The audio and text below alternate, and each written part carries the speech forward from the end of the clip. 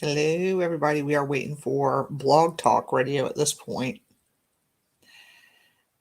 So, tonight I have Marc Coppell on my show. Let's see. He's messaging me right now. We're going to be talking about UFOs.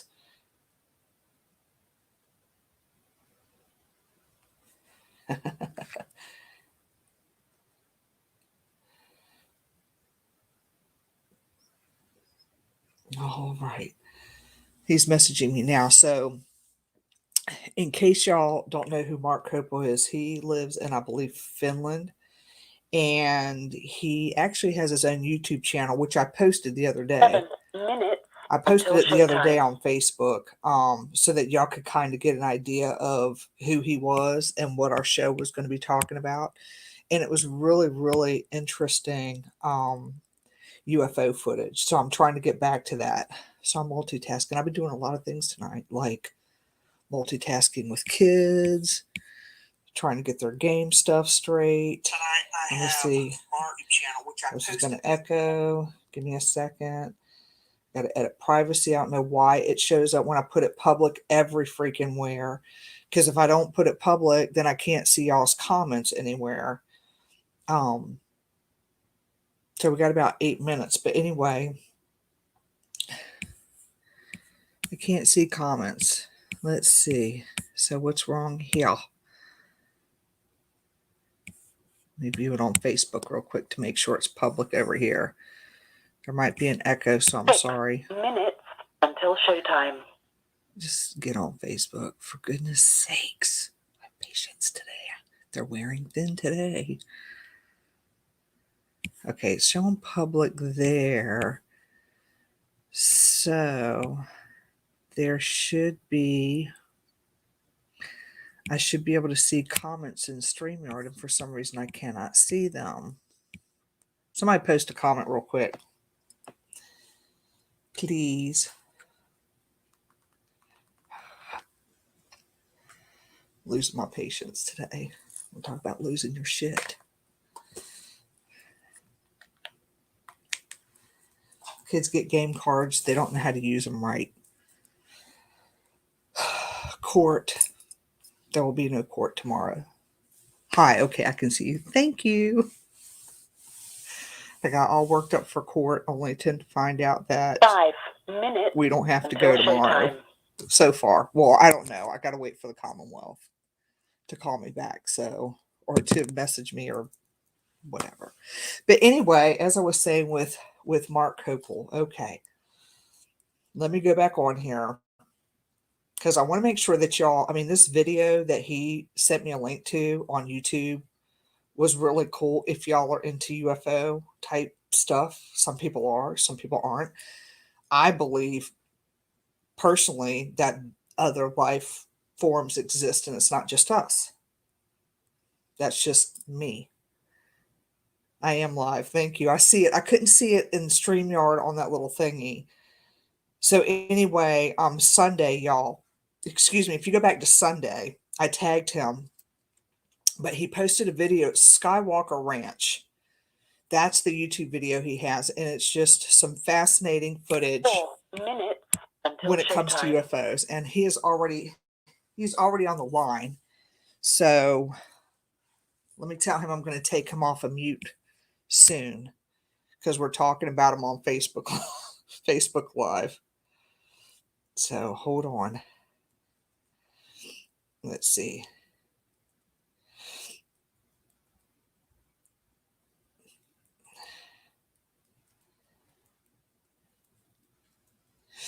Sorry, y'all.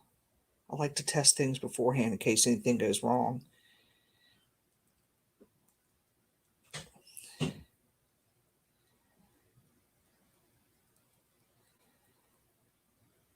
Okay. So anyway, all right, I messaged him, so hopefully he gets it. I hope I don't have an echo because if I do, I'm going to cry. I went to the Manor House this weekend. 3 minutes until showtime. I got my little book. See it?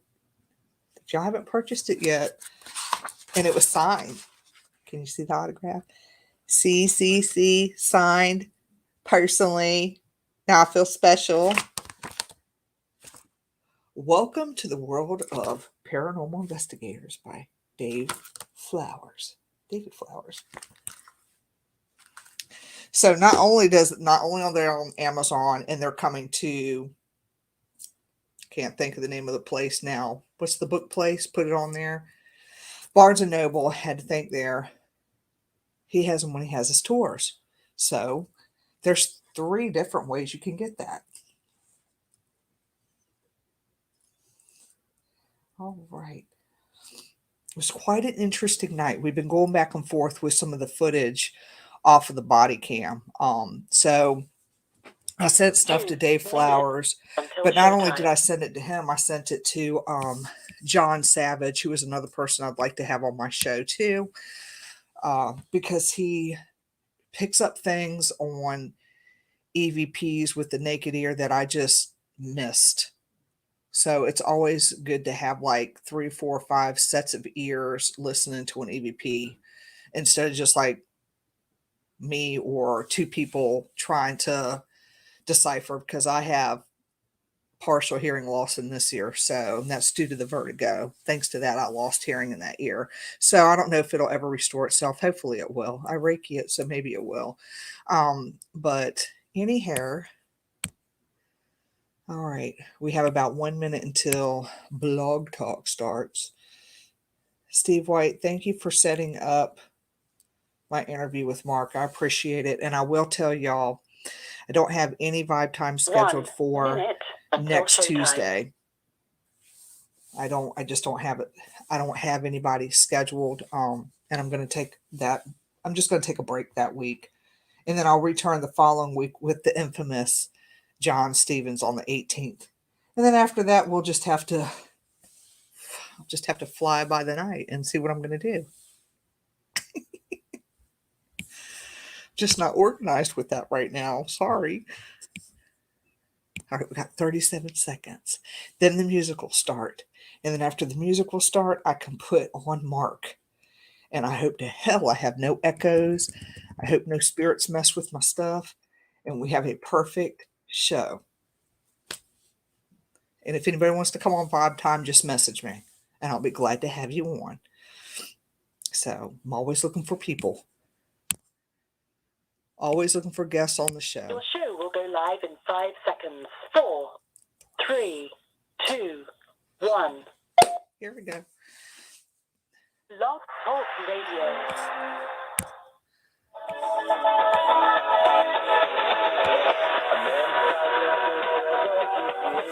That's why he goes there for, to unlock the door. For those around me created silently. Have y'all ever listened to the song, that particular song, in depth? It so reminds me of astral travel. With the exception of the gun and the stuff like that. But all the rest of it does. Because that is true. Miracles happen as you dream. That's true. You can go all kinds of places.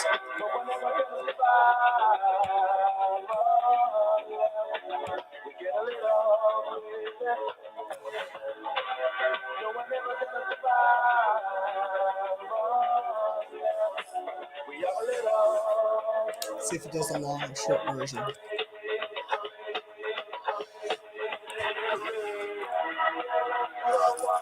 Oh, it did the short version. Yay! Hello. I want to welcome everybody to Vibe Time with Jerry. Thank God it didn't do the long version of the song. It just shortened it all up. So anyway, I am not going to spend too much time talking because I would like to introduce Marc Coppell. And if I say that wrong, he'll correct me, I'm sure.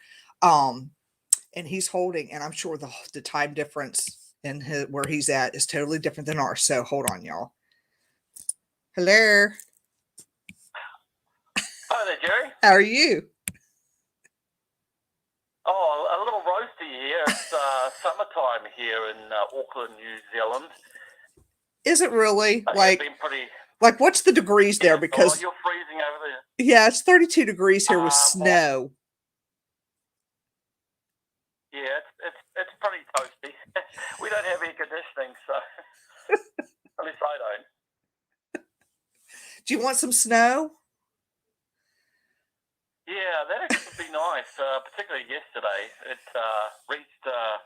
It was like around close to 30 degrees Celsius. So yeah, not too fun. Yes. Well, Alaska or something. well, here it was freezing and a lot of accidents. Unfortunately, people don't know how to drive in the snow in Virginia because we're just not really used to having it. Yeah. I remember because I lived in America for a little bit. Well, for a couple of decades, so I had experienced a little bit of driving in the snow, but a little unnerving when you're not used to it, especially with ice. Oh wow, yeah, it is. It is. I want to get into UFO talk because when all right, so you've lived here and you live there. Where do you live at currently? I'm in Auckland, New Zealand. Gotcha. So you've lived here too. Did you have UFO experiences here too by chance? Yes, yes. It was actually in 2013. I actually went gold prospecting. I had this impression to pull the car over. I nearly crashed. So I pulled the car over, and I thought, I felt the strong impression to pull over. I was in this area just outside of Nelson, Nevada, the southern Nevada desert. I had all my prospecting gear on, had my metal detector. I was climbing up and down these rocky ravines at quartz crystal in the rock. Oh wow. And all of a sudden, I see this mercury, like tic-tac, vertical tic-tac kind of craft fly right through the mountain straight in front of me. I couldn't get my camera was in my backpack pocket. I couldn't get it out fast enough, so I just observed it for probably about 5-6 seconds, and it actually landed. Oh wow. I couldn't see that exact point where, so I wanted to know what was going on. I had a Travis Walton experience. I wanted to find out what exactly it was, and I actually heard some gunshots just prior before it flew through these small mountains. So I was hyperventilating. I was pretty freaked out. I saw it pretty clearly. It was I think it was around mid-afternoon. Bright blue skies, probably only about maybe half a mile away from me. And so I got to the area. I couldn't find whatever it was that landed somewhere, and I couldn't even think straight. I was, I started swearing, and I do have a paranormal background, so I was like, why am I seeing this? What is it? And I thought, I can't do prospecting after what I just saw. This had no visible forms of propulsion. There was no propeller. There was no wings. Now I'm a drone pilot too, and this thing just didn't fit anything that is known with our current technology. And the story doesn't end there.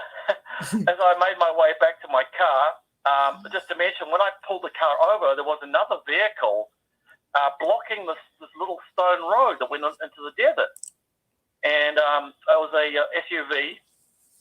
And as I made my way back to my car, just panting and really freaked out, I noticed this vehicle pulled away from that area, and it stopped right by my car. I wasn't in my car. I was just observing from a distance. I was wearing a camouflage desert hat. Okay.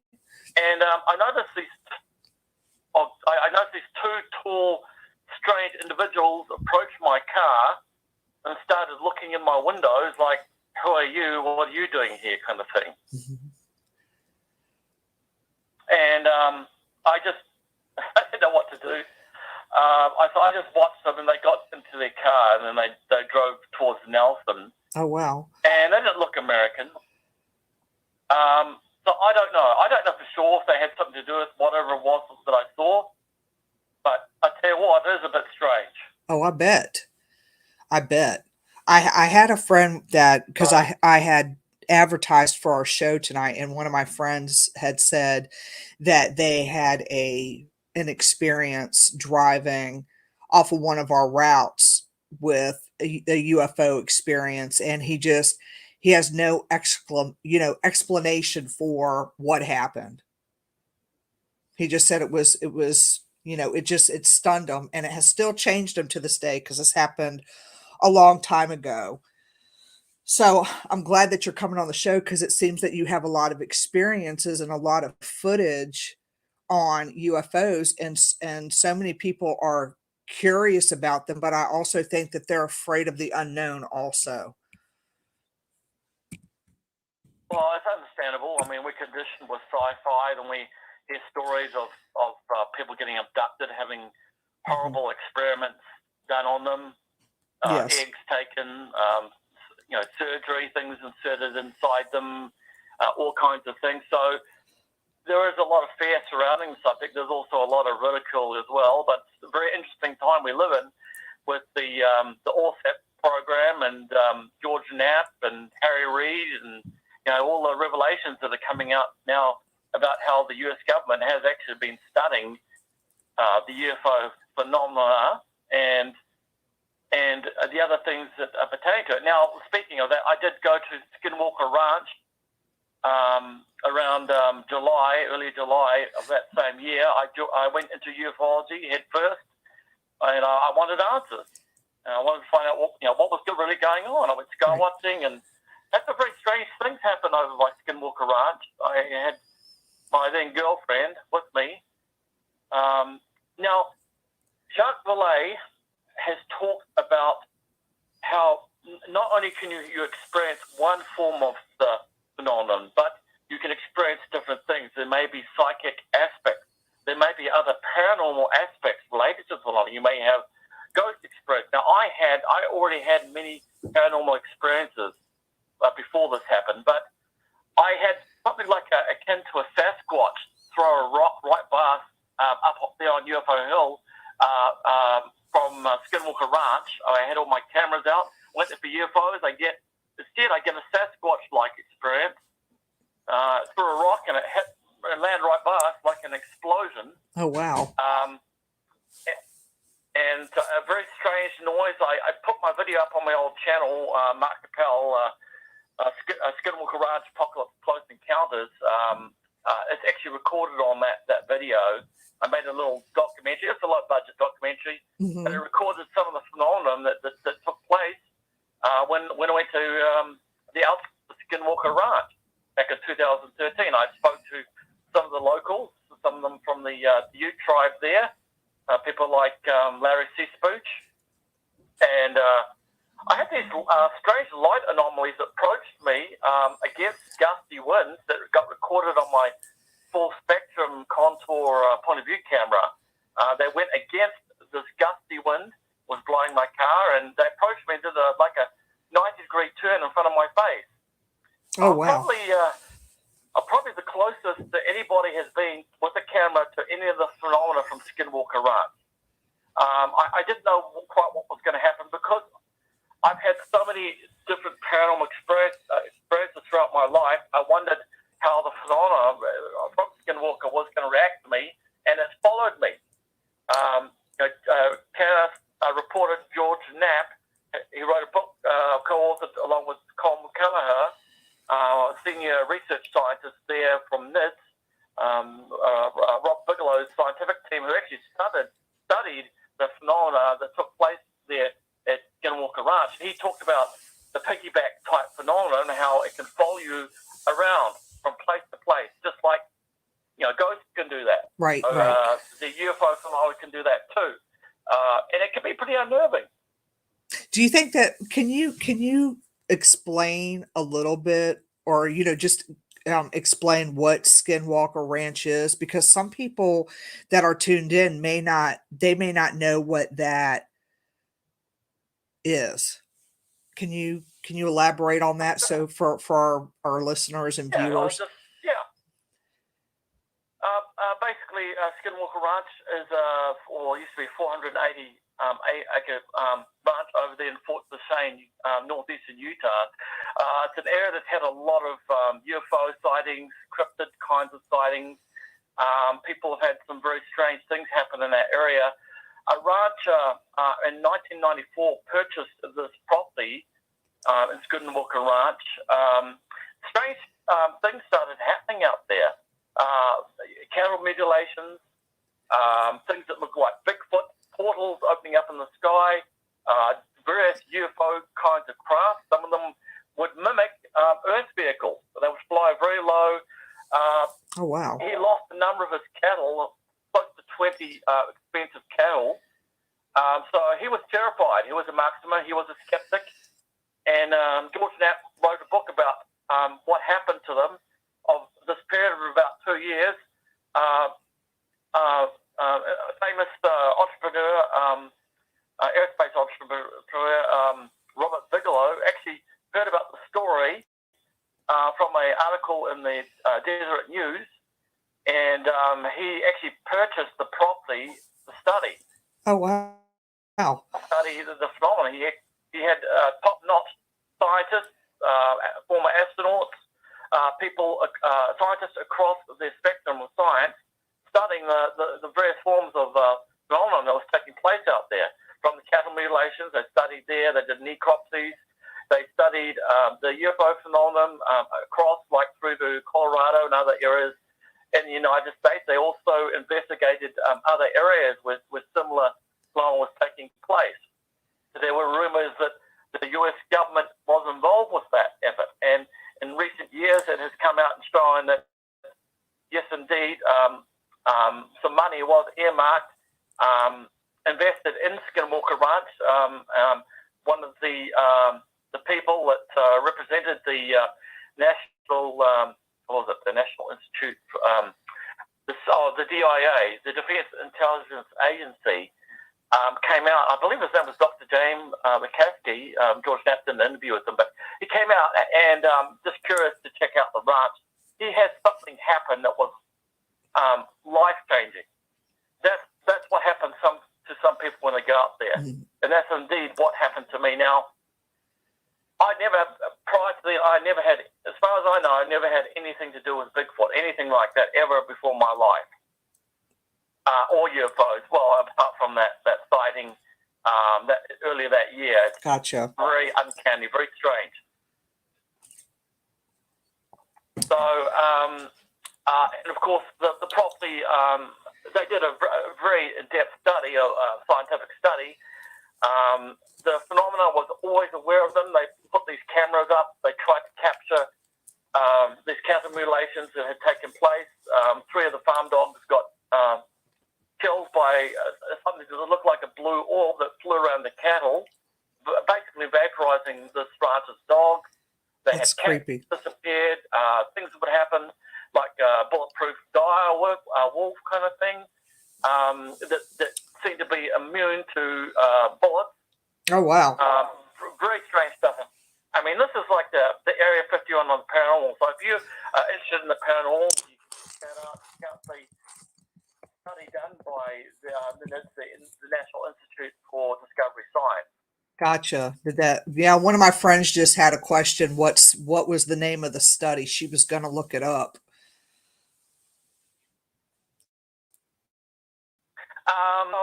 You could just go through, type in George Knapp or Dr. Colin Kelleher. Okay. There were people like Jacques Vallée that was involved. A number of very well-respected scientists were involved. This is basically a location that's had more money invested in studying the supernatural than anywhere else, at least in the United States. Cool. How often do you go out there? I mean, is it something that you do? I don't know how far you live from there. Is it something that you investigate or do research on often? Well, at the time, when Robert Bigelow owned the property, he was very tight-lipped about, what went on, and also who was let on to the property. George Knapp was allowed to go on there. Some others in the earlier days were allowed to go on the property. For those maybe familiar with the show, the reality show that's out, I believe it's called The Secret Skinwalker Ranch. I lived in Las Vegas for a long time, nearly 20 years, So I drove up from there. It's a good drive. But soon after I had, in the recent years after I left America, I came back to New Zealand. The phenomena followed me here. Oh wow! When I say phenomena, I'm talking about UFOs. I'm talking about Bigfoot-like stuff. This stuff is like something out of the X-Files. Some of the stuff I've actually managed to capture on my cameras. It's not very easy to. I'm also an ITC researcher or instrumental transcommunication researcher. I use electronics to communicate with other realms, basically try to connect with them. I'm also sensitive too, so I do use intuition, but it's a little tricky when you're using electronics. But things have ramped up for me here across the world. I had this entity that approached me as I lay down in my bed and basically gave me a date to go out to this bush area and actually tap my head to show me that I wasn't dreaming. Now, there's a lot that's happened. There's a lot I can say. I recorded. I started doing paranormal investigating. I continued it when I came back to New Zealand in early 2015. I recorded this message during a paranormal investigation in all places, the central city, a very strange message that said, accept the Bigfoot people, big people. This came through, repeated through a Sanjian ITC radio spirit box. I was using third-day radio blocking material. The message repeated. I didn't understand quite what it said at the time. And it wasn't until months later I actually went over the video and stuff started happening out in the bush. I was really keen to get into the bush area. And strange things started happening out there. I was getting followed. I was hearing wood knocks. I was getting like what we might call samurai chatter. Ron Moorhead, the Sierra Sounds, the strange talking, like something's talking about you out in this wild area. These are areas where the public is restricted. You can't get it. These are like machete-only areas that I'm talking about. I'd find these strange footprints. There were no tracks out here. I was very spooked, and I started to investigate. You basically use my paranormal investigation skills. I had the gear, so I started using that. I started using ITC to investigate what was going on. I was actually pretty freaked out.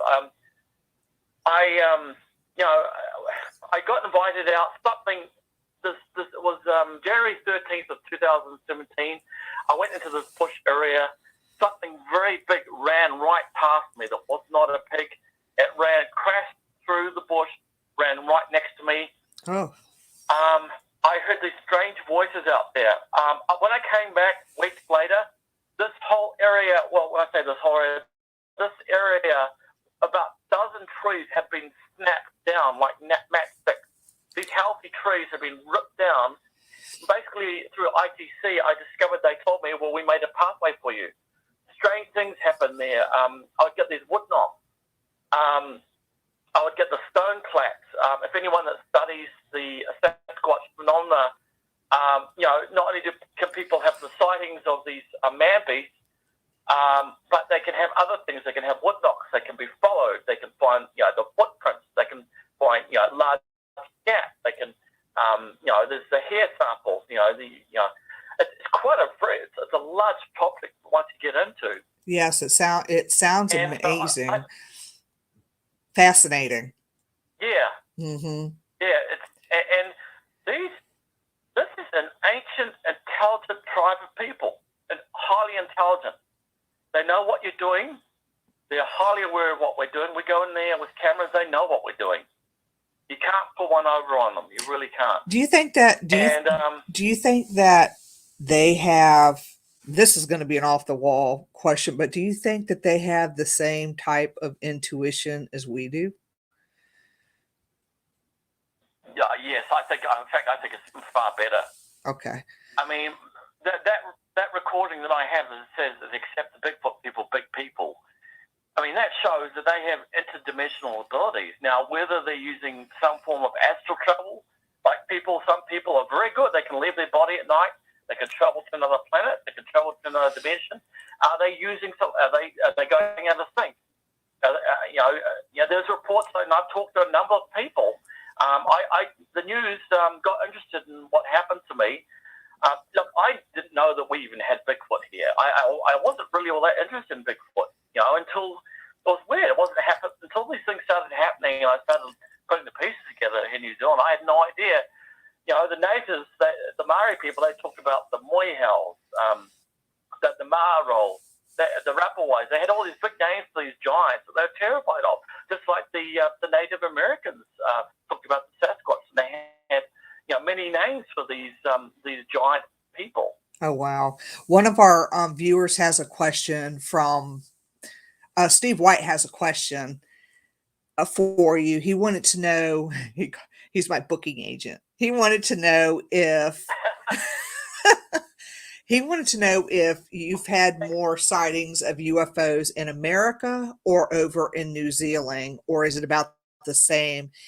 And the same with Bigfoot sightings. Did you see more in America, or is there more in New Zealand? How is that? How's your experience with that? Well, I've had more stuff actually, ironically, in New Zealand. It started by Skinwalker Ranch.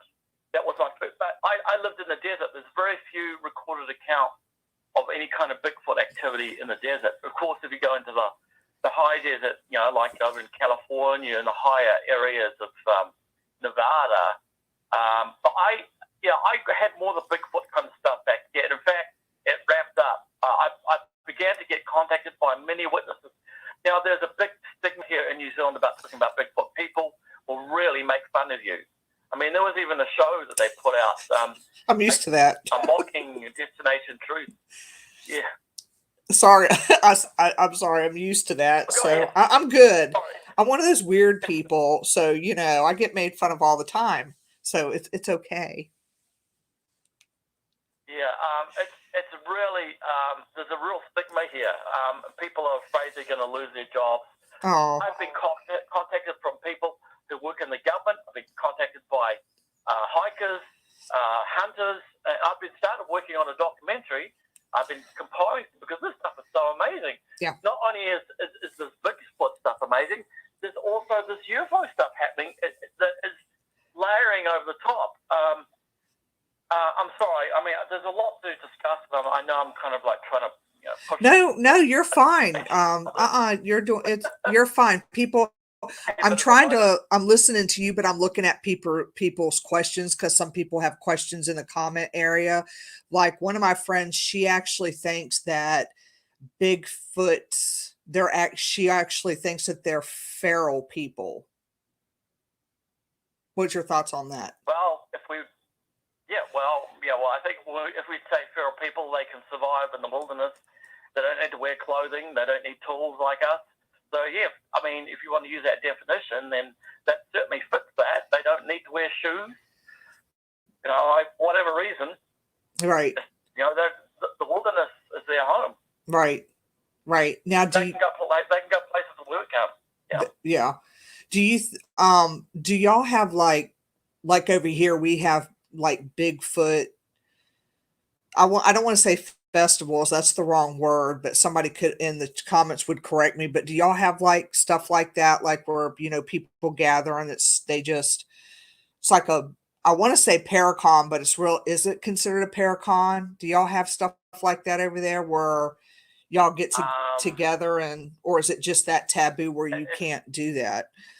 It's so taboo here. Gotcha. People won't even talk to their spouses. That's how bad it is. And people, they tell you about the encounter. They'll whisper it to you. They'll send a private message through Facebook. I mean, that's how bad it is here. I hope to help break that stigma that surrounds that subject.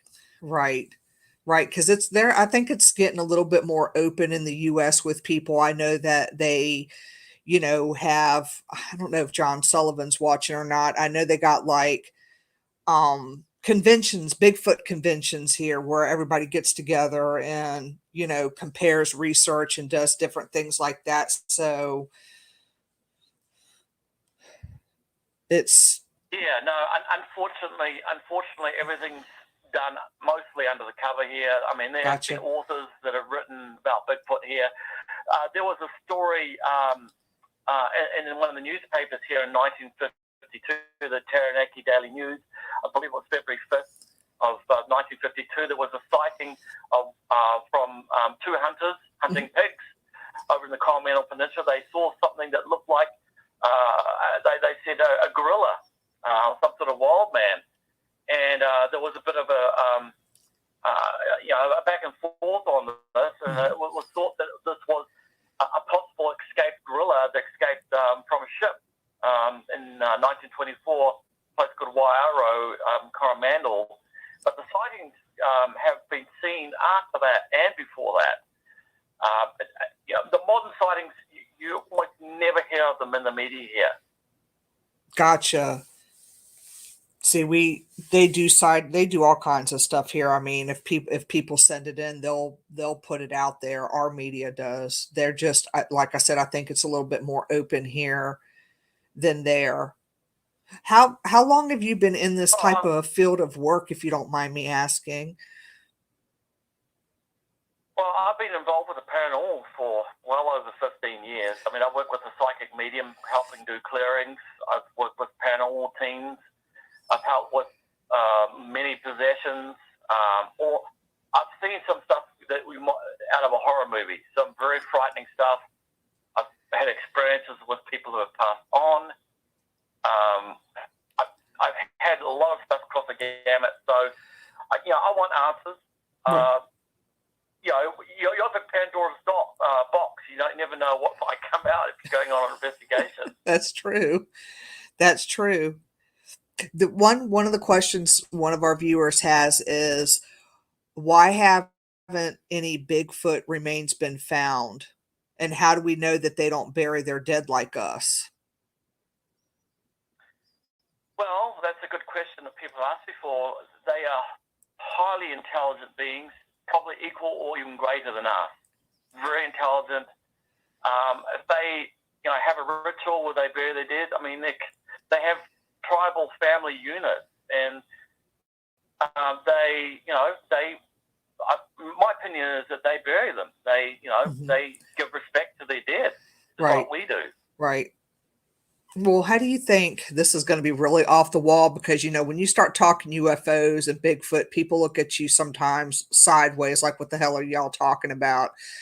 But I wonder how that works in the alien realm. I mean, there's been so many sightings of UFOs. I mean, I have pictures. I don't have what you have, that footage at all. But I mean, I do have a couple pictures, that I took because I felt like I was being watched by something one night, and I started snapping pictures. I don't know why. I just felt like I walked out of a store and I felt like something was watching me from above, if that makes sense.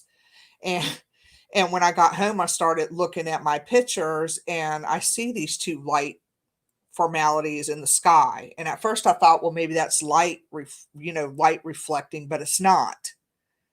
And I seen it again in Williamsburg. I did get that on my body cam. When I went to the manor house, there was some unusual objects. They didn't move. They just were still. And even it caught our eye, so we're seeing more and more of it here. But what is your thoughts on that? Do you think they do the same thing, or is that not? Well, this is something, a question asked by people like John Keel, who wrote the Mothman Prophecies. There seems to be a connection between UFOs and this other phenomenon. If you experience paranormal, there's a chance you can also experience some of this other stuff. I don't know. Maybe it opens something up psychically inside of us that gives them permission to somehow. Maybe if we're more comfortable with that kind of stuff, maybe it will more likely make itself known to us. Right. Well, do you think that, and this is going to be another off the wall question, but these are questions that people have asked, when I go into different groups, I'll see, somebody might post something like, if you could get a message from the universe, what could it be? I mean, I see stuff like that in different groups, and people post all the time. Do you think that there's different life out there, or do other people or other species exist? And my answer to that is always yes. But do you think that any people are put down here from UFO? Well, from my experience, I would say a big yes, underline bold. From what I've experienced and the activity that I've experienced, Mm-hmm. my contact has ramped up with these beings. When I was younger, I never thought I was going to have anything like UFO contact. I mean, yes, I had paranormal stuff, but I was totally shocked when my devices. In these Bigfoot areas, I started picking up voices calling out my name. Some of them came through like electronic voice phenomena. Some of the voices were very deep. They'd try to call me up. I suspect that they have underground bases. Now, while I'm doing ITC, I have been told about underground bases. And they have names for the different types of craft that they have. I've caught them several times on camera. Apparently, they have enemies just like we do. It would be very dangerous for them to be captured by us. Very, very dangerous. So they are very careful about landing. The recent stuff has happened. I've recorded them even trying to take me. They're basically, if you've heard that recording, I got well over 200 messages on one day, basically telling me there's a ship, go to it. They're saying you come and doubt. These beings are communicating with each other. They're talking about me, and they can actually reach out and invite you into their world for whatever reason. And I have caught some of these craft. I mean, one of the crafts I caught actually, ironically, in the Bigfoot area, Mount Moyhow in the Colorado Peninsula, has a history of the Bigfoot. This actually is where I saw a giant spherical craft in April of 2017. I went there to do B-roll footage. Instead, I see this giant sphere, and I couldn't get my camera out for that. But as I did my B-roll, there was these other smaller scout craft moving like a Mark III. Now, how do I know they're moving Mark III plus? Well, I did measurements according to the time traveled on Google Earth. These things were going like Mark III. There was no sonic boom. One of the sources does a mid-air flip at Mark III. Do we have any technology that can do that? No. We don't have anything like that. So it's really strange that I go to these historical areas where the Maori talked about the fairy people, the Panipere, the Bigfoot people, the Moyhows. Why am I getting UFOs in these areas? Right. And now I'm getting, not only am I getting that, I'm getting voices that are calling my name. And this is in areas that have no tracks. They are very dangerous to get. I've slipped, nearly busted my knee climbing through these areas, very dangerous areas. I'm actually recording some of the stuff that's going on. It's astounding. So, it's like something out of a movie. Right. I know your YouTube video, I watched that one. I wanted to watch some more, but I got kind of short with time in these stupid storms that we had over here. So I'll be watching some of them. They were just fascinating to me. And some of the places that you went was really, really just neat to me. I don't know why I find it so fascinating. I guess it's because paranormal, I find paranormal fascinating too. It's just something I want to know more about. We're all going to die. So, Yeah. I'd rather know if there's something good. I did write a paper on near-death experiences when I was in university, but yeah, I'd rather, a lot of these experiences people have, people about to die, they see loved ones, have out-of-body. I've had out-of-body experience. I've met people, relatives I've never met. I met in the dream state, and they used a skeptic, ironically of all people, to send a picture of them the next day to confirm to me that, hey, this experience happened. Yeah. Yeah, it's just, it's neat. But I know when I die, I plan to haunt people. That's my ultimate goal. If something happens to me, I'm coming back to haunt people. I already know I can do that. Yeah, as long as they don't come after you when they're a ghost. Yes. Yeah, I know, right? So I'm going back to the manor house, Dave. Just be prepared for that. So are you work there's a couple questions.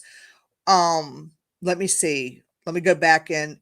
Kimberly asked, do they speak English then? Yes, they can. Hmm. But they have, during ITC, they have their own accent.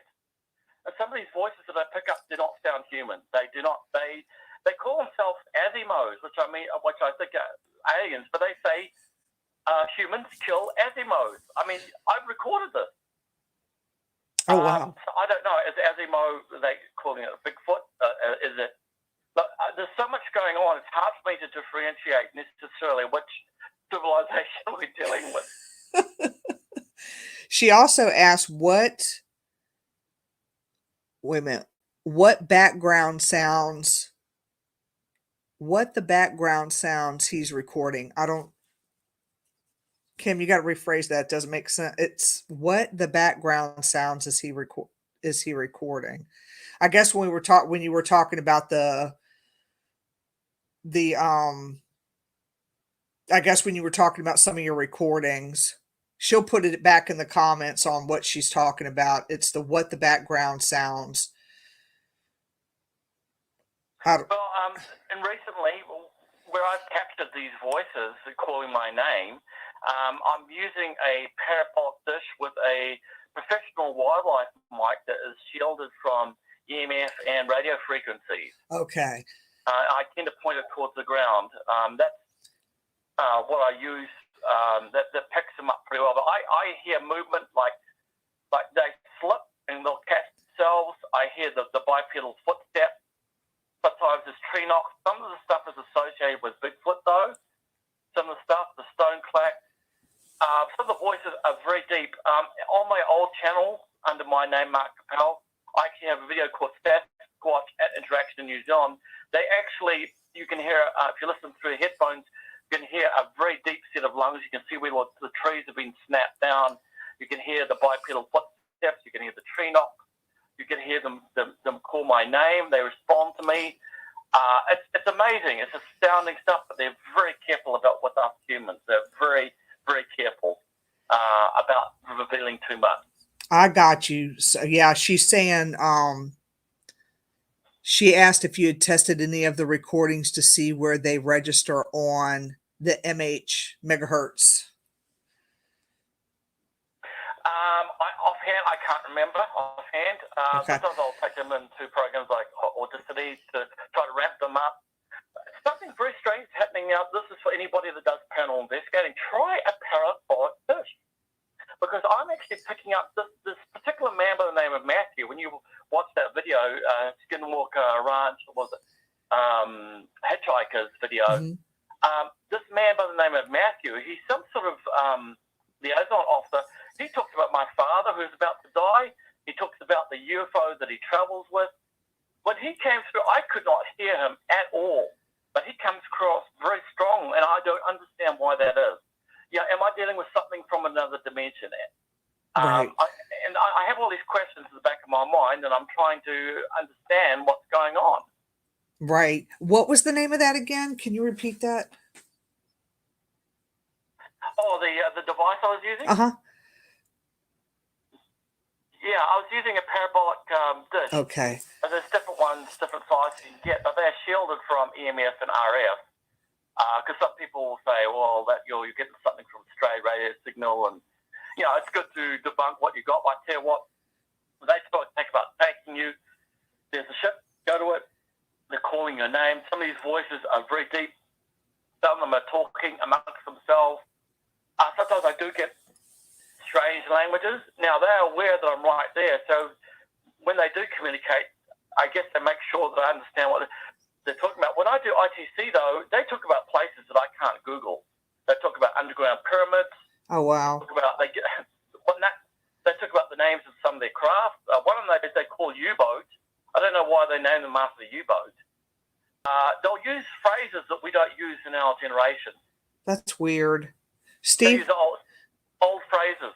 Yes, that's I mean, it can happen in the paranormal too. I mean, you can get a spirit from the 1800s. Oh yeah. And they may use dialogue from that period. Right, that we don't, right, that I don't even understand. Steve wanted to know, all right, he's got another booking agent question. What location in Auckland would be considered one of the most haunted? Well, to be honest, I have not done a lot of paranormal investigating since I've come back Gotcha. to Auckland.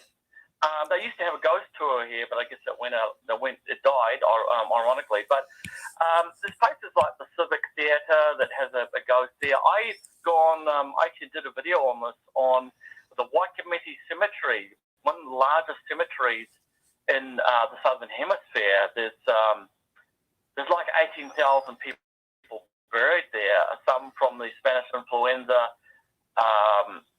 And I've got all kinds of response from spirits. I've been there by myself, a very big cemetery. So that's one place that I recommend going. As a sensitive, I've walked around there. I've been in areas there. I felt sick to my stomach. I had to leave immediately. I felt so ill, I had to get out of there. So I actually saw, during the day, I was driving right through Waikimete Cemetery, and I see this mist go right through these gravestones. Now, no, there's nobody else there. There's nobody smoking. There's no low-lying clouds. No one else around. I see this mist move very quickly. I'm driving, I'm just driving through, and I'm like, oh, darn it, I don't even have a camera to capture that. It's one of those, WTF moments, Right. What kind of equipment do you use when you go out on when you are doing your stuff? I noticed that in your YouTube videos, you did name some of your equipment, and I was actually looking some of it up. What's one of your most favorite pieces of equipment that you like to use when you do your research?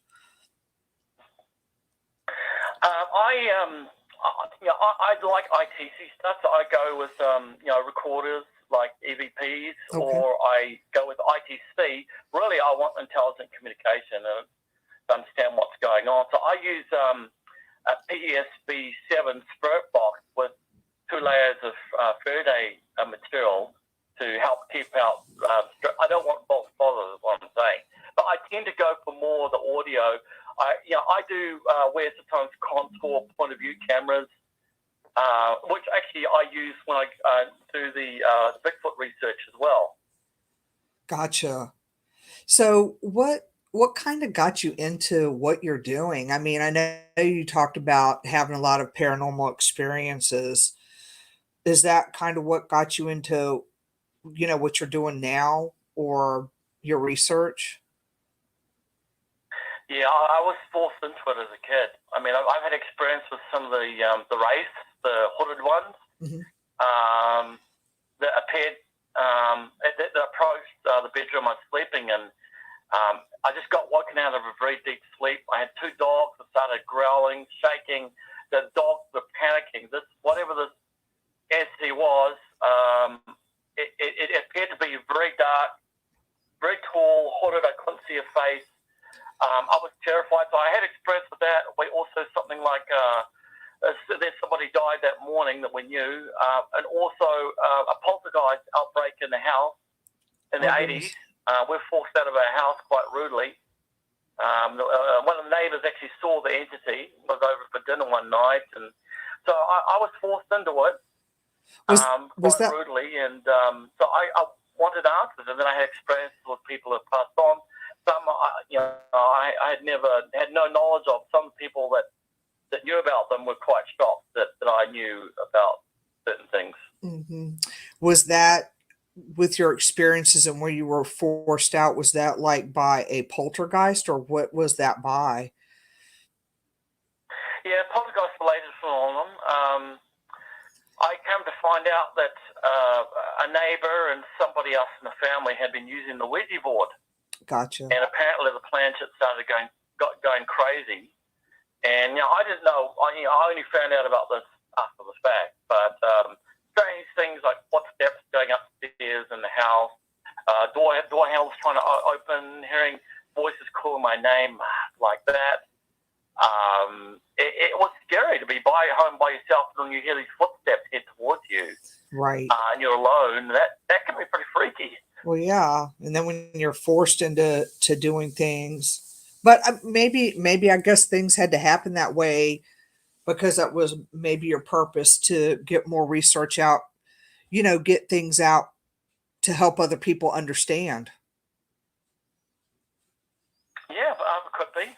Yeah. I mean, I'm sure you, as you do, we share our findings with others, and hopefully it helps people, especially people that are going through, sheer terror. I mean, you can do paranormal investigating, but, if you go to actually remove these entities, once you've determined there's something going on there that, doesn't have a rational explanation, these things can come after you as well. So, psychic self-defense is very important. And you may experience stuff that, people will never experience. Some of these entities are very, very strong, very dangerous. I've seen people nearly get killed. I've seen all kinds of possession kind of stuff, and had to battle these things. So I'm pretty good when I'm around other beings, around these beings. I can pick up pretty quick if something's very bad, malevolent. right. And because some people will say to me, some people will say, well, Bigfoot's a demon. Some people will say that, for whatever reason. But I don't. I've been out there many times and never had anything bad, and I can pick up pretty much that they don't mean me no harm. In fact, they've saved my life. I mean, I've had stuff it's just, as I said, this stuff is like out of a movie. It's unbelievable. Yeah. I mean, I just think it's fascinating. When I do some paranormal, when I go to different investigations, like we go to Old House Woods and Matthews, I've been to the Manor House, I've been to places in New Kent, and it's like I have one particular spirit that follows me around because I'm always picking him up on my app that I use.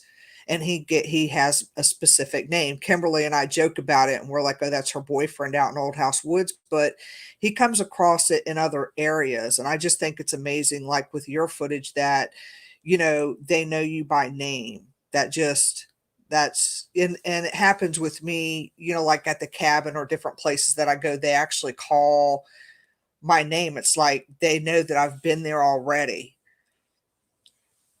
Now, I haven't done any UFO research or Bigfoot research or anything like that. I've always found it intriguing. I wouldn't even begin to know where to start research with that because I just do a lot of the paranormal stuff. But it's just neat how that crosses over into what you're doing. Yeah, I'm trying to understand what's going on. What's the connection with all of this? Right. And when I was in America, I wasn't, I kind of wish I had when I look back on it, but I didn't really have a proactive interest in Bigfoot. I didn't research or anything even after my Skinwalker Ranch experience. I kind of thought, well, that's weird, and I didn't really start getting into it. And then once I got that message to accept them, Mm-hmm. I mean, that's pretty out there. That's pretty brazen. Right. Well, you can always come back to the U.S. Yeah. Just come out to visit. Yeah, it's just so interesting. I mean, in all the places you have over there too, like the Washoe Club in Virginia City, and you've got some pretty cool places over there that I've gone to. Yeah. When I lived over there too. Yeah, I've only been to little places. There's some really interesting people. Oh yeah. I haven't. Okay. Yeah, I've been to little places. I haven't been to I have places on my bucket list that I want to go to, but I haven't been to them. So I've kind of been to places locally around here. I haven't been to a lot of the big places where a lot of people end up going because I just haven't been. But I like doing the research locally at Old House Woods. We have to get back out in the field and test some theories there. The Manor House, different historical places. It can be quite fascinating when you look into history, the connection, in hauntings. Yeah, yeah. Especially like any spirits, people see them in that. Yeah, I mean, I do have my telescope. Yeah, I mean, I suppose I could go outside in the cold, but right now it's too cold for me to go out there. That's a question.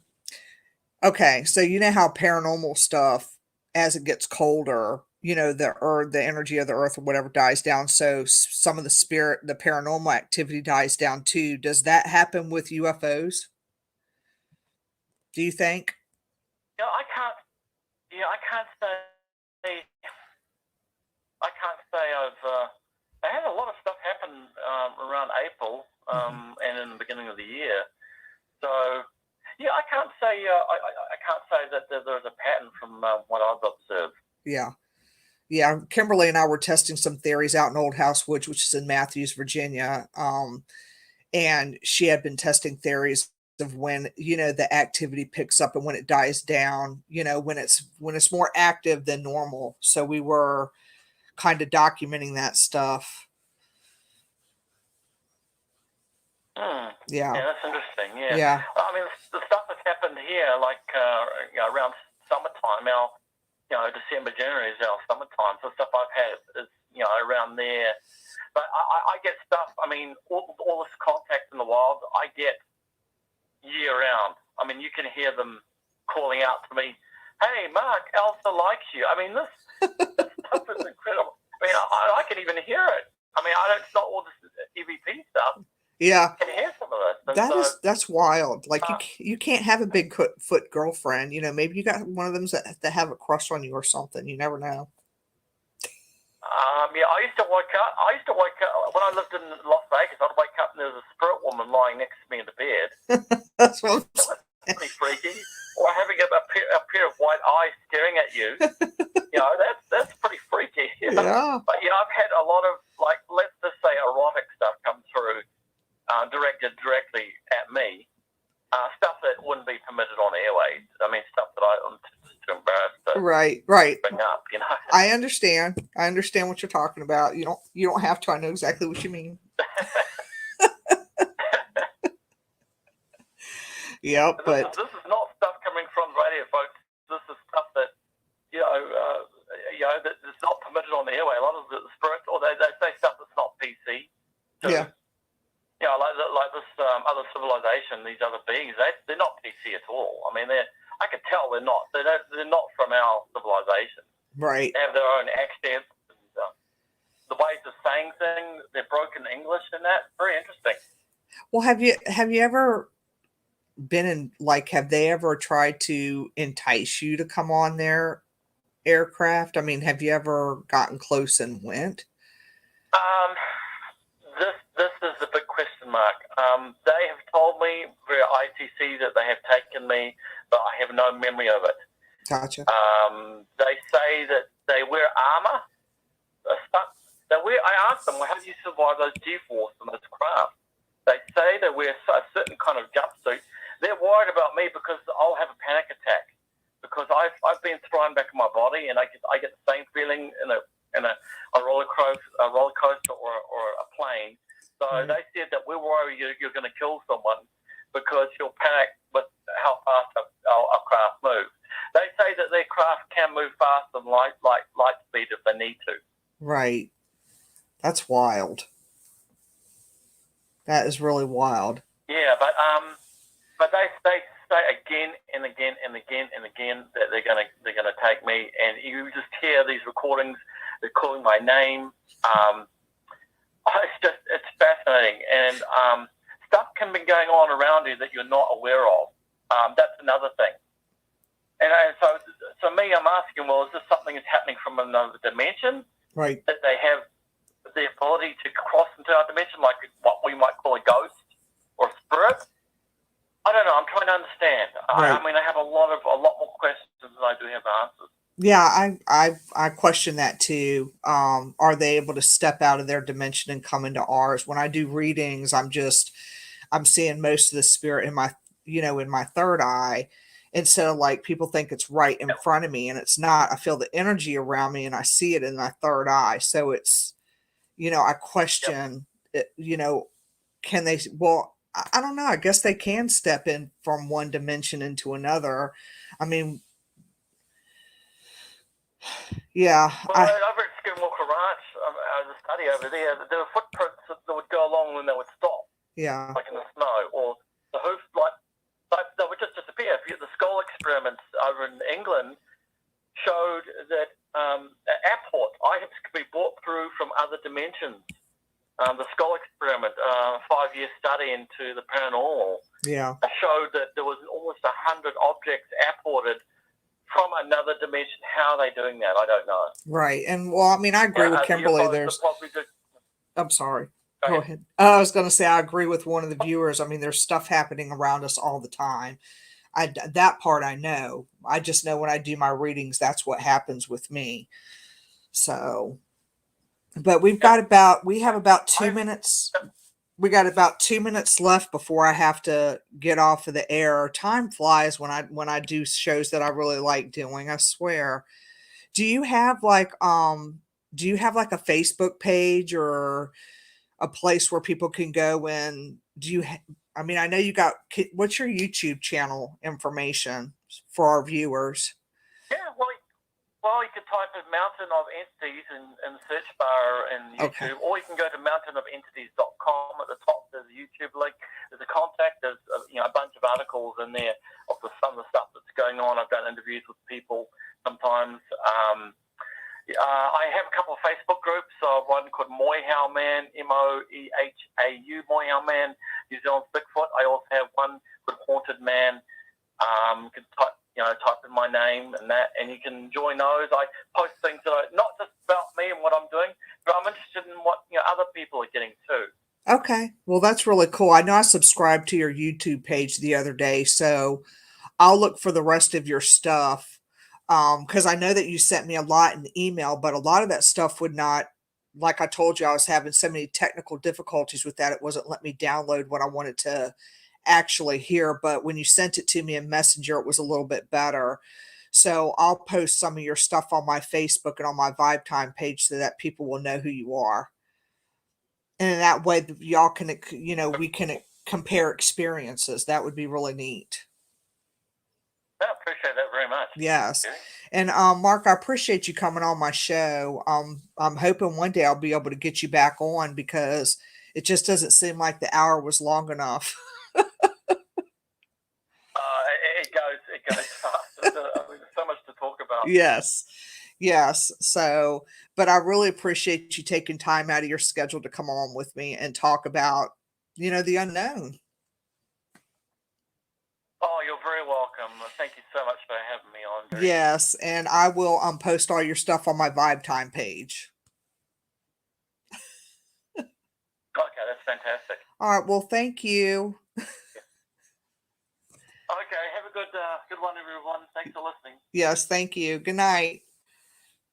Okay.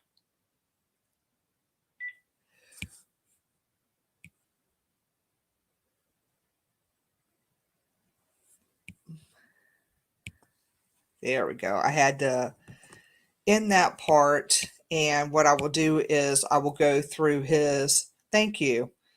I will go through his stuff. He's got, Kimberly, you'd be surprised. Yeah, at some of his footage. I know you got to go, but you'd be surprised at some of the footage that he has. If you go down to, I think it was Sunday when I made my post, you'll see one of his YouTube videos there, but I'll go ahead and get all his information and then post everything out there. And, maybe y'all can subscribe to his YouTube channel and, compare notes, because that's always good. It's nice to have somebody from way across the world to compare notes with on this. So yeah, I'm going to send you the link. So y'all, there'll be no Vibe Time next week. I'm going to take that week off. And then the following week, I'll be returning with John Stevens. We'll be talking about our experiences. And then we will just go from there. Might be just winging it. We'll be all right. Maybe Steve White will come back on. We'll see. So anyway, I appreciate y'all tuning in. Right now on the air is going to be Ryan Jones and David Flowers. So their show is up next. And I have no way, I don't think I have any way to go back in there. I didn't know if I had any way to go back in there and StreamYard David Flowers and tack them on to this show, but I don't know if I'm able. to do that unless I call in as a guest. Let me see if that'll work. Hold on. Let's just see. See, he's muted, he's not. So let me try a guest call in. Maybe we can listen to the show.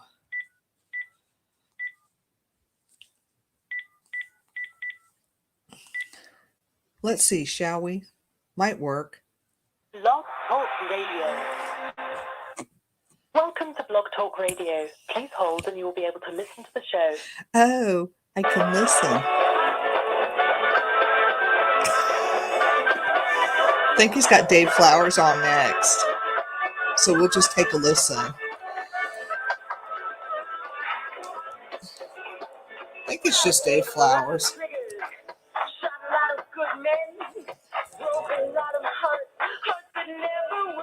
Yeah, I'm going to get you that link.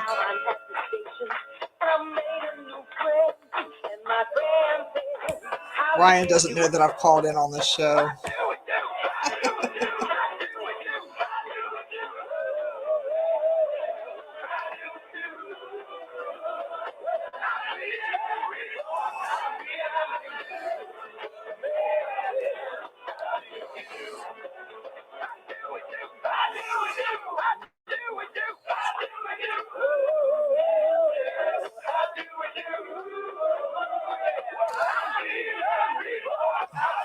Don't forget, y'all.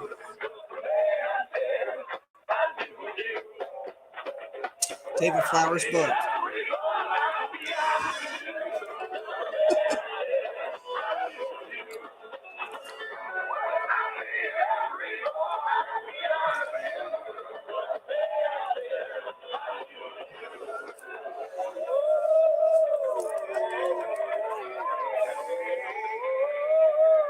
Yeah. Yep, he does.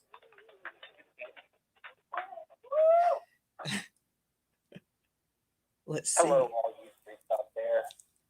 This is Ryan. Yes, Angie is here with me right now. We are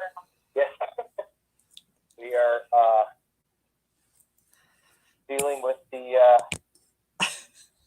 COVID. Well, she is. I'm not. Yes, Mr. Ryan here thinks he is invincible. Yes. I'll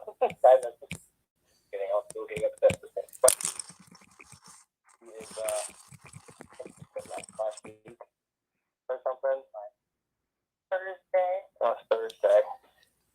And trying to keep RJ away from her. It's not been easy. But we're making do, you know? That's right. Welcome to 2022. Right. You know, I feel I have that song. Every time I see that date, I think of that song by Taylor Swift. Oh my I God. don't know about you, but I'm feeling 2022. I feel like it's 2022. That should be our theme song. Oh, this year is quite a doozy. Had a nice snowstorm yesterday. Yeah, it was. Yeah, because you're out of school for 3 days now. Yeah, King has been in school 6 months, feels like. It was really nice, though. I got a chance to drive out to the cabin on 360 to pick up the trash and take a little stroll through the woods and take some pictures. That was really fun. And yeah, definitely enjoyed it. The snow's pretty much gone now. Just a bunch of slush out there right now. I don't know if you know, there's either snow or sleet that they're calling for Thursday night. Well, yeah. I mean, Kenny said they're calling for more snow or sleet here on Thursday. We'll see what Tomorrow happens. we're gonna have rain and we're gonna have sleet in the morning, 6 I think I've got o'clock. like, He doesn't know that I've tuned into his show and that and he's I on. like watching it. I like really He doesn't pretty, realize it. but I ain't said when you get to nothing. go outside and be in it, it kind of loses its luster. Like I went to Walmart yesterday and walking back into the car, it was like just slush everywhere. My shoes were covered, and like it was just not fun. Not as much fun as it used to be when I was a kid. It used to be a flat. I mean, you get up in the morning and you look at the school closings for me. Yeah, like, we're paying over. CJ and Rico, there it is. Rico County closed. And we're like, yeah. The only reason why I'm keeping them on is because Dave Flowers is coming on. Call our friends up. We're out of school. Woo-hoo! Yeah. Like this county was like the homeless that would like get like a threat of snow, and they're like, nope, shut it down. Now they call. Now they send email out. We have a 2-hour delay tomorrow. I think we happen to watch the news until the school closings come on. Just builds character. Make you sweat. You know, like I can't believe they're not going to close ours. They're closing Caroline Campus, not closing the right Coppell. You know, and you get pissed off because one county is closed, you're not. That's not fair. Yeah, I didn't. Let's see if he sees it. That surprised me at all. Kimberly, put your because Chris party in the link, your party date in that link. Comment it in it below that you're having your adult party. On the Facebook. A little bit of if you were there last week, you know. If you know, you know. So yeah. You don't see it yet. So I got my middle school. Oh, They wait, ran no. away. It was Tuesday. Tuesday was the day that my symptoms started. I Yeah. was supposed to be on the show, but That's I right. just started feeling horrible. You felt like you were hit by like a mat. But I mean, you're talking. Yeah, things here. were, like, I thought busy. it was the flu. You were hit Just by put, you know, run back over. Yeah, it was Heiko Yeah. House You got sick a few weeks adult ago. party No, a few for years ago. females, February 5th. Yeah, post it there. You got really sick all of a sudden. I don't mind. Silly. Yeah. And you had gone out the front. Yeah. Which is pretty much how you've been feeling for the past few days. Oh God. It just We're all does adults not here. Stop at some point. Like it just keeps coming and going. It's horrible. Comes and goes like the Karma Chameleon. I'm probably not gonna make it to. Probably not. I got your backup here. Kimmy's here with us. But He ain't I seen figured, it. you know what? Let's start 2022 out with a bang. Let's go all out. Let's go hardcore into 2022. So I got in the book of faces. I messaged David Flowers from Virginia Paranormal Current Research, and I think he runs the Manor House, or he does something with the Manor House that Jared always No, he runs it. He runs it. does their live streams from. So I'm like, let's get him on the show. Let's talk about the Manor House. And let's get 2022 started off on the right or the left, but depending on how you want. That's right. An So I'll evening go of ahead and pure romance with Put him Mandy on Morin, the show right now. 7 to 10 And at the get Heiko started. House, Matthews. Hello. Welcome, Russ. How are you? Hey, I'm doing well. How are you doing? Man, I am great. So good. Good. This house is Good. I'm in right now. Literally. Yeah. Sorry to hear that. No, it's all good. Or maybe it's not all good. But This too shall pass. yeah, it's one of those things. We're dealing with it, and It's gonna pass like it's the Mac truck and I'm a Fiat. February 5th. yeah, taking a sweet time, that's for sure. Good. February 5th. So, how was your New Year's? It was very uneventful. Good. Very. It was hard. Yeah. My wife was in bed by 9 o'clock. So were I we? can feel that. We were seriously probably we weren't sleeping, but we were in bed by yeah.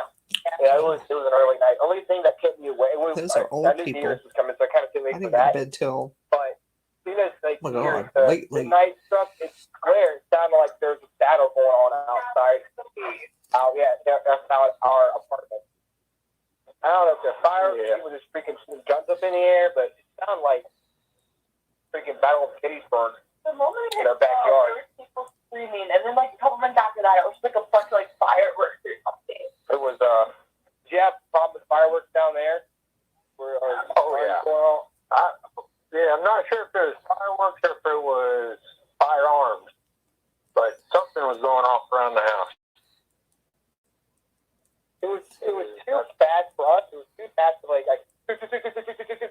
for it to be fireworks, and it was like it like too many times in a row for it to be. It's just I've never heard fireworks go off so fast. Yeah. Well, one time I heard it. Yeah, one time I heard it. Shortly after that, I heard the police sirens. So, well, kind of put two and two together on that one. Yeah, so, yeah. I don't think I heard any police sirens. We weren't so lucky up here. They were like, just let them go off. Yeah. Let them go. That's what I say.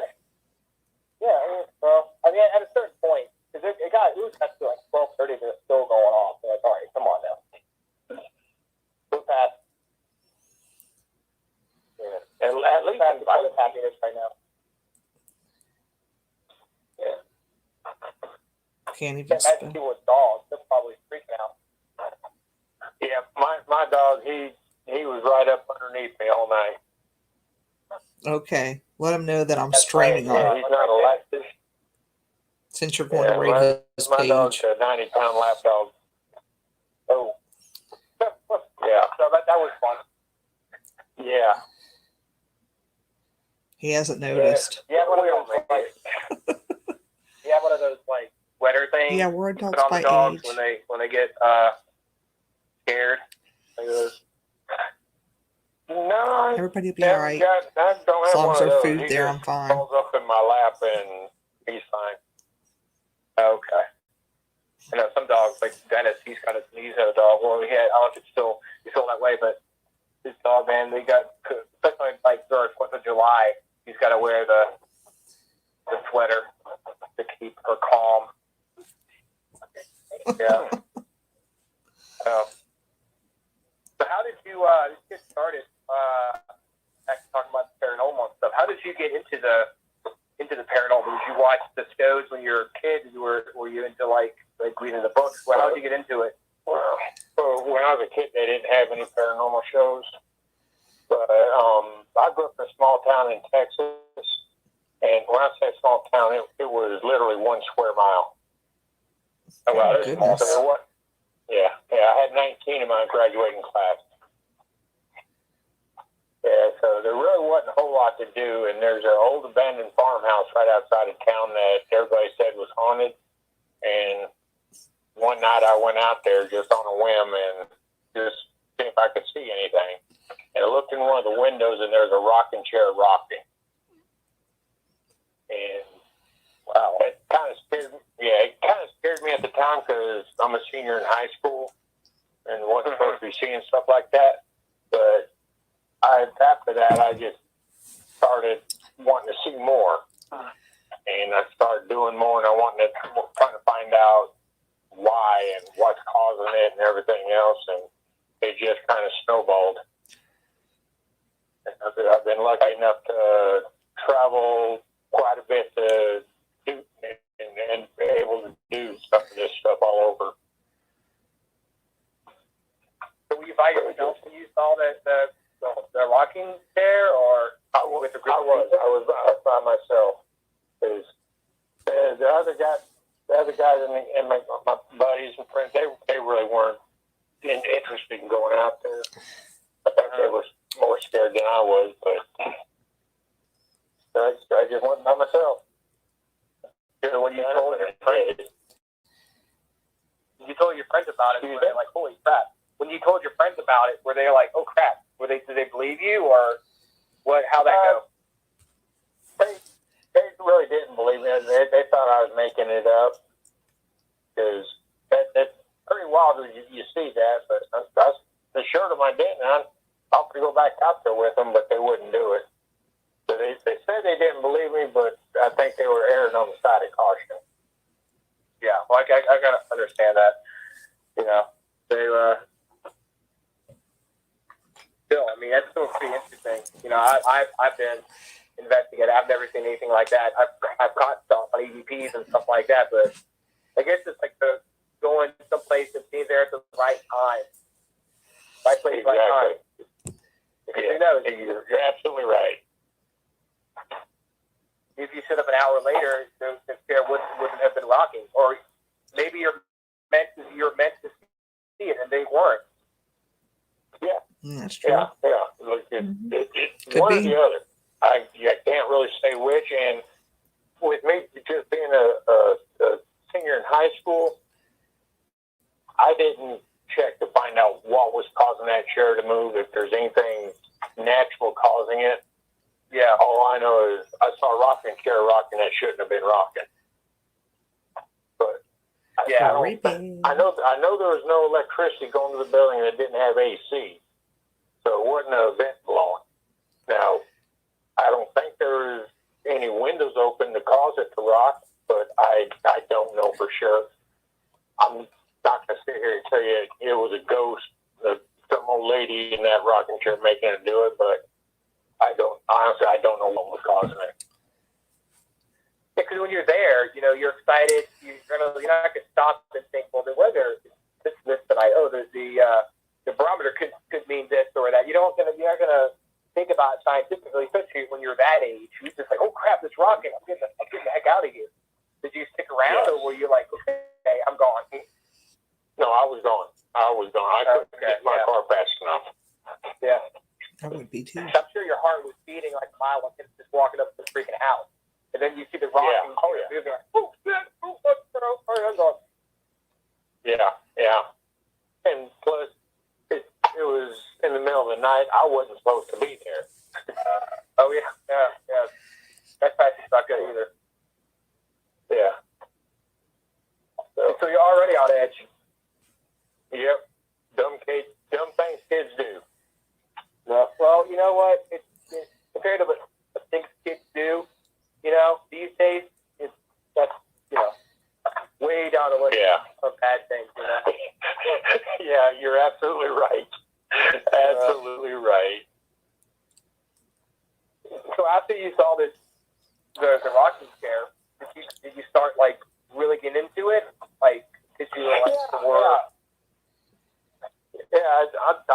I went out there another time and I didn't see anything.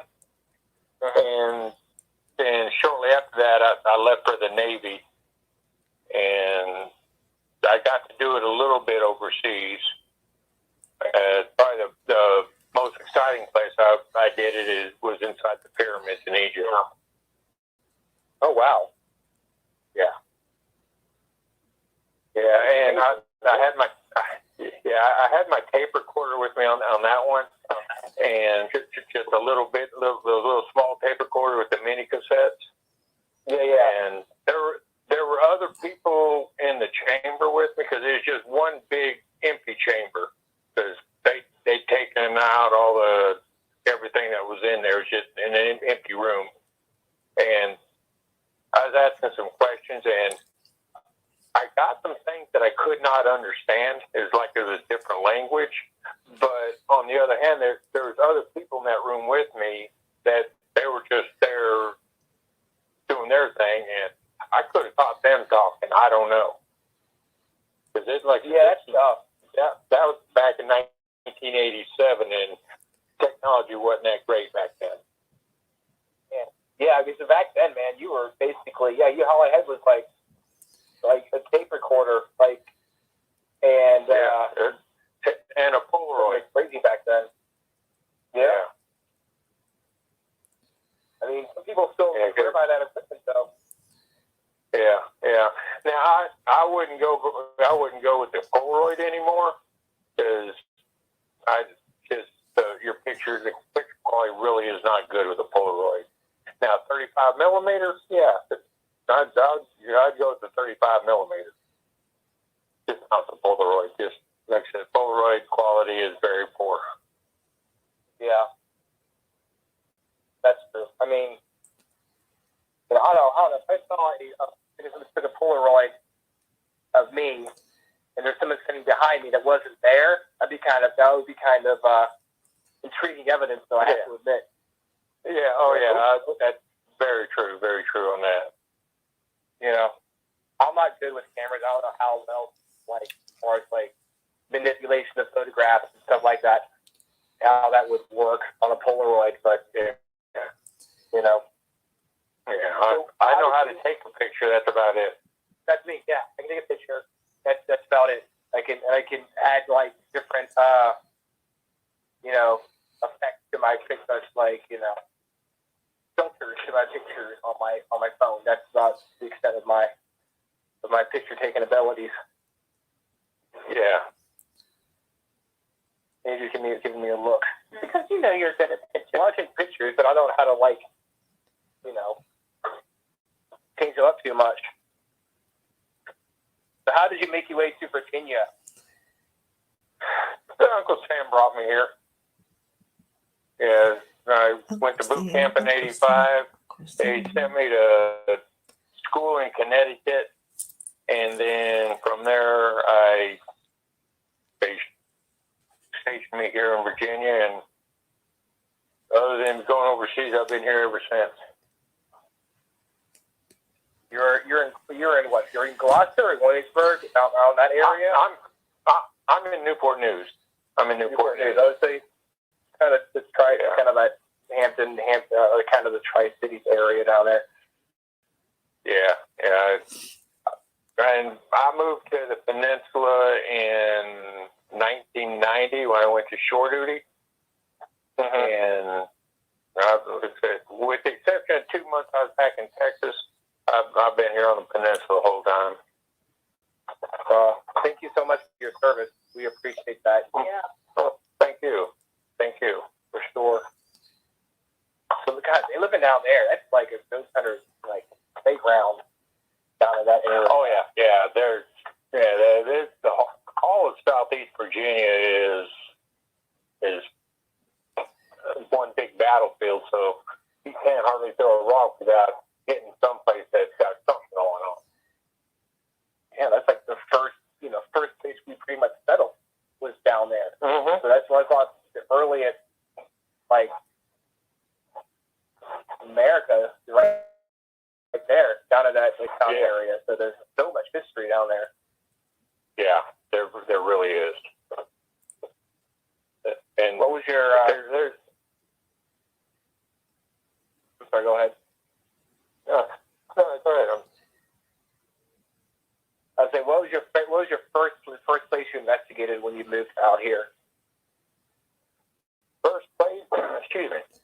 The first place I investigated out here was actually on base, NOB, or Naval Station Norfolk Town.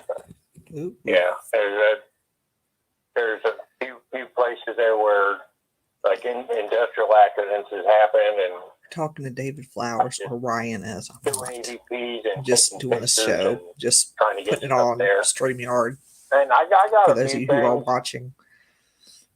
But as far as Has any no of the idea. historical locations around here, probably the Yorktown battlefield is the first place I went to. So when you were investigating the base, did you have to ask permission, or were they okay with it, or did you just kind of went on your own? Yeah, I just went on my own because it wasn't in any restricted areas that I went to. It was all free access. Anybody go through there, so that's what I did. What kind of stuff did you get? I got sounds. I've got a few what I thought were voices saying I'm here, stuff like that. Or got looked out a couple of times. Oh wow. Yeah. But back then, like I said, our technology back then, I didn't have any filters or anything to clean up any recordings, and didn't have a computer to store anything on. So anything I got back then is long gone. Yeah. Well, still, it's in your memory. So. Oh yeah. Yeah, that's good. That's one of the things about the technology we have today. We can save it, we can share it. It is so hard back then just to share evidence with people. Yeah. You gotta find it on your recorder. You gotta keep the tapes, and big old pain in the ass. Still is. Yeah. Nowadays, just a couple of clicks of a button and you're there. Yeah, exactly. Still a pain in the ass. So what kind of stuff did were you able to capture when you went out to Yorktown? Oh, Yorktown, that was, I got some yelling, and I heard the yelling with my ears, and it was after dark, and I was on the public road, so I was okay. You can't go into the battlefield after dark. They don't really like that. But just driving around, I heard some yelling, and I got that on recording, and I never got any photographic evidence out in Yorktown. What's the how did you go? How did you get Virginia Paranormal Occurrence started? Well, back in 2009, 2010 time frame, I tried going with other groups, but we just really didn't mesh too well. There's one of the things: too many chiefs, not enough Indians. And so I just said, and they were doing their own thing, and I just really didn't agree with it. So I said, I'll just start my own up, and I did. And I'm still a small group right now. I'm here in Southeast Virginia. It's just me, but I've got a couple of ladies on my team up in Northern Virginia. They handle that part up there. If they have any questions, they give me a holler, and I'm available to go travel up there if they need me. And they come down here a few times a year. How did you get involved with the Manor House? And what is the Manor House? I got extremely lucky there because the Manor House, it's on a resort. It's on the historic Powhatan Resort in Williamsburg. And my wife was a resident artist there at the resort. And she teach arts and crafts up on the third floor of the Manor House. And she draw people downstairs and everything. And she actually got me in there because she started the original ghost tour out there, where she was telling a bunch of stories, and she'd show a ghost box or a K2 meter. And she resigned her position, and when she left, I was able to take over the tour and change it into what it is now. And so I've been doing it since 2010 now. It's a long time. Oh wow, That's a long time. Yeah. so you know all the ins and outs of the place by now. Mm-hmm. Excuse me? You know all the ins and outs of the place by now. Oh yeah, I do. And like I said, I've been there 11 years now, and I'm still amazed at some of the stuff that we capture there. And since Jerry's been coming out there, which has been probably 3 or 4 months now, it's been getting, I don't know, she's a magnet. I don't know if she brought it with her or That's for sure. yeah, and it's been, since she's been coming out, it's been a whole lot more active. They like me. Well, that's a good thing. Yeah, it is. Yeah. You know I do have Reiki, to that's put why. her on payroll. What's the history down there? Why do you think it's so active? The property itself was patented as a plantation in 1643. 1,000-acre plantation is patented to the Eggleston family. And then in 1735, Richard Tolliver, or Taliaferro, he married one of the granddaughters of the Egglestons. Taliaferro. And he got the plantation as his wedding dowry. And that's when he built the Manor House. And over the years, there's been at least 3 different battles on the property. In the 1600s, in the 1700s, and in the 1800s. All 3 time periods that saw battles and death. So with that history and the things in that history there, it's really hard not to be, have have activity going on there. Mm. Yeah, it sounds like there's a lot of heartbreak on the land. Yeah, during the Revolutionary War, there was a battle that there's about 200 men were killed that day on the property. That's scary. And then in the Civil War is a smaller battle, but it's only just like maybe 50 or 60 men killed. And the house was actually used as a hospital during the Confederate War, or during the Civil War, as a Confederate hospital, and the Union Army attacked the place. Damn. So, yeah. But I can see why it would be haunted. That makes sense. I can see that. What? Yeah. Have you ever gone there and like been like kind of obviously scared, but has anything happened to you where like, oh crap? It's nothing's ever happened where I said like, oh crap. Now things have happened and I got really excited. Yeah. Because that's what always freaked my mom out, because nothing really ever scared me. But one night I was investigating the house and I was up on the third floor and I actually got touched. I had one of them touch me, and he found out he wasn't from the property. He came to the property, and he needed help crossing over. And I told him I would get him. I told him I'd get him some help, and that's when it's kind of like the touch saying thank you. That's the way I took it. And I got somebody, got a preacher there to say some prayers and help him cross over. So you have that's probably the most exciting thing there. Excuse me? you have abilities like Jerry has? Do you have the? No. You ask my wife, she'll tell you I'm as sensitive as a rock. Yeah, I think Angela will say the same thing about me. I am not that. He's I don't not. I don't think I'd want to be. Neither one of y'all. I don't think I want to see some of the stuff that. So I can say whatever I want to because they don't know Now, that I am StreamYarding their this, show. I've been in the field long enough, and I've done enough in the field where I'm getting to where I'm can muted. sense if something is there. Now, I can't tell you if it's nice or mean or anything.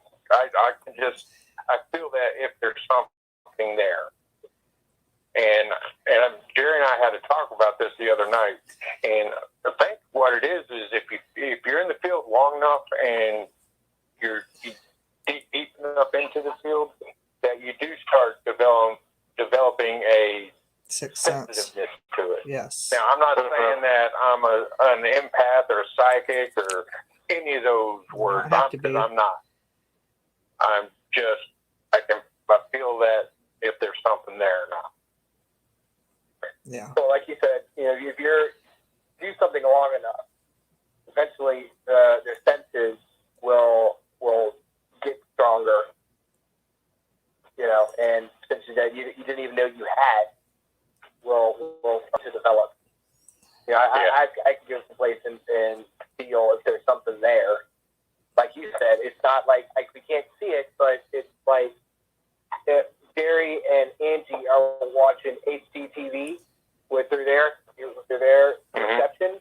We are like a transistor radio.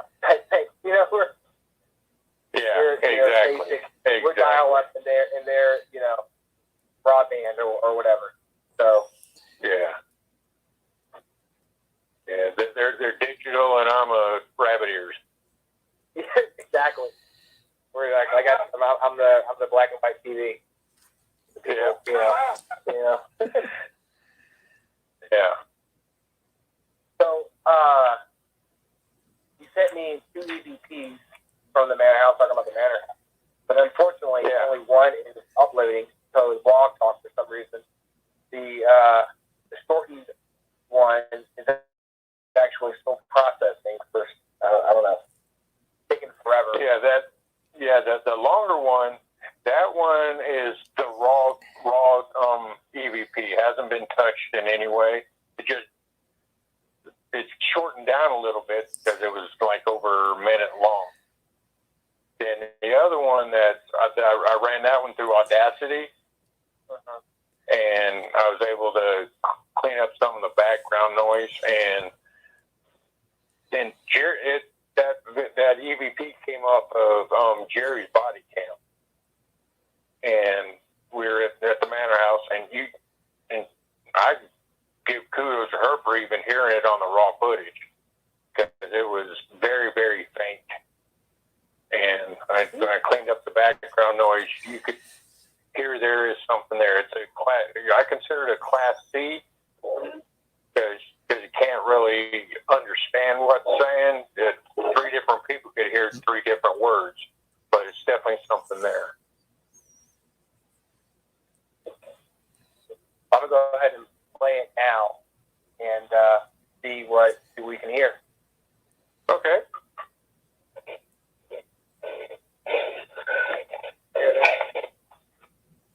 I hear me.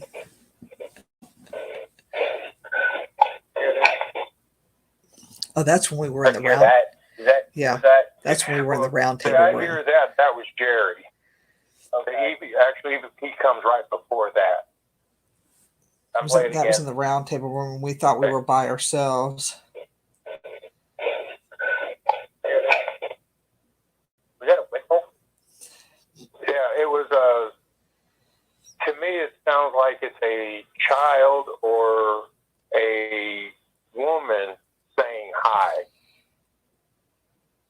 Yeah. Let's play it one more time. Okay.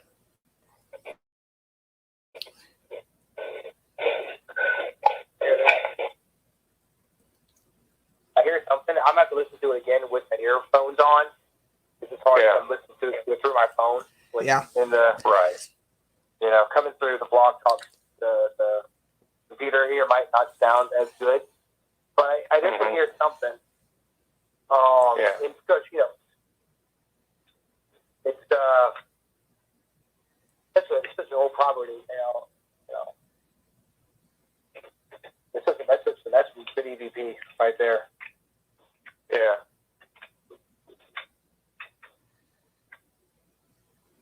So what are things have you investigated around here, like recently? Let's see. Recently, well, back in 2020, during the height of COVID, when everything was shut down, a couple of times I went out to Colonial Williamsburg at night, and perfect with all the COVID going on, there was absolutely nobody there. I was the only one there. Nice. And that's very rare. I was walking down the big grassway heading towards the governor's mansion, and there was a shadow figure appeared there.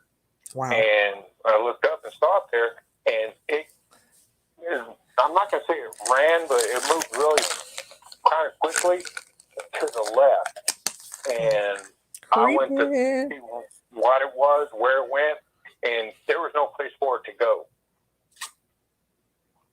But it was a black male or black human figure. Weird. Not surprised. Not in Williamsburg. And it was, and unfortunately, it moved fast enough. I didn't even have time to even get a picture of it. I snapped the picture, I clicked the picture, but it was so far away, I couldn't see anything. And by the time I got up closer, it was long gone. Wow. What time you were out there? It was probably around 11, running close to midnight, 10, 11, midnight, somewhere around there. Yeah, that's one thing I would definitely love to investigate. Yeah. Yeah. And apparently somewhere in that area that's by the gallows where they had supposedly hung Blackbeard's crew. Oh. Oh, wow. Yeah. Creepy. Yeah. Now, I don't know if Blackbeard was actually there, had been there or whatever, but apparently his crew was hung there. I think I've heard stories about that. I think I have heard that. They Yeah, had yeah. that kind of. You don't really think of pirates in Williamsburg in the same breath, but I guess if you're gonna hear about pirates anywhere around here, you would think it'd be out of Virginia Beach or Norfolk. oh yeah, exactly, it's closer to the water. Yeah. So, besides the Manor House, what's your favorite place to investigate? Your place you've investigated? Probably Moundsville, West Virginia State Penitentiary. Yeah, that's a really good place. We got a really good EVP from there. That's one of the people that I was with got the EVP, but I listened to it. It was crazy sound. It's a Class A. You hear, and plain as day, it says, "Give me a cig," like short for cigarette. And it's just a gravelly male voice. Damn, he don't even smoke, so guess he couldn't give him a cig. It was probably the best EVP I've ever heard. Oh wow, Yeah. that's awesome. Run out of water. Yeah. Because you could hear it without headphones. No, just hit play on the recorder, and it was there. It was an amazing EVP, and got pictures of shadow figures there. That was probably, other than the Manor House, that's probably my favorite place to investigate. It's definitely on my bucket list of locations. Yeah. I want to go back at some point in my life. Yeah. I want to go back, definitely. We'll pack up the van. We'll get Angie. We'll pack up the van. You, me, Jerry, and Angie. We'll go to Moundsville and go investigate. Sounds good. Sounds like a plan. We have to get down there to the Manor House sometime. Sure. Yeah, come on down. Yeah, here in January and February, I'm doing every Saturday night. And in March, I start back up 3 nights a week, Monday, Wednesday, and Saturday. Once Angie starts getting better, we'll see if we get a babysitter, and we'll go down there, and we'll help you guys out down there. Yeah, I look forward to it. And maybe you got to get up here to the cabin on 360. Definitely, I've definitely been wanting to do the cabin on 360. We'll do like an exchange, a paranormal exchange. You come up here, we'll go down there. Sounds like a winner to me. I'm game. Perfect. So when you investigate, what is your favorite piece of equipment to use? What's the one that's gotten the most results for you? I'm old school, either a camera or a digital voice recorder. Yeah, I've got the other gadgets that I like because they're fun to play with. But if you get something with just the gadgets, there's always going to be people saying that that's just a coincidence. But if you get the gadgets, you're backing up something you capture on your voice recorder or on your camera or your video camera, kind of hard to call that a coincidence.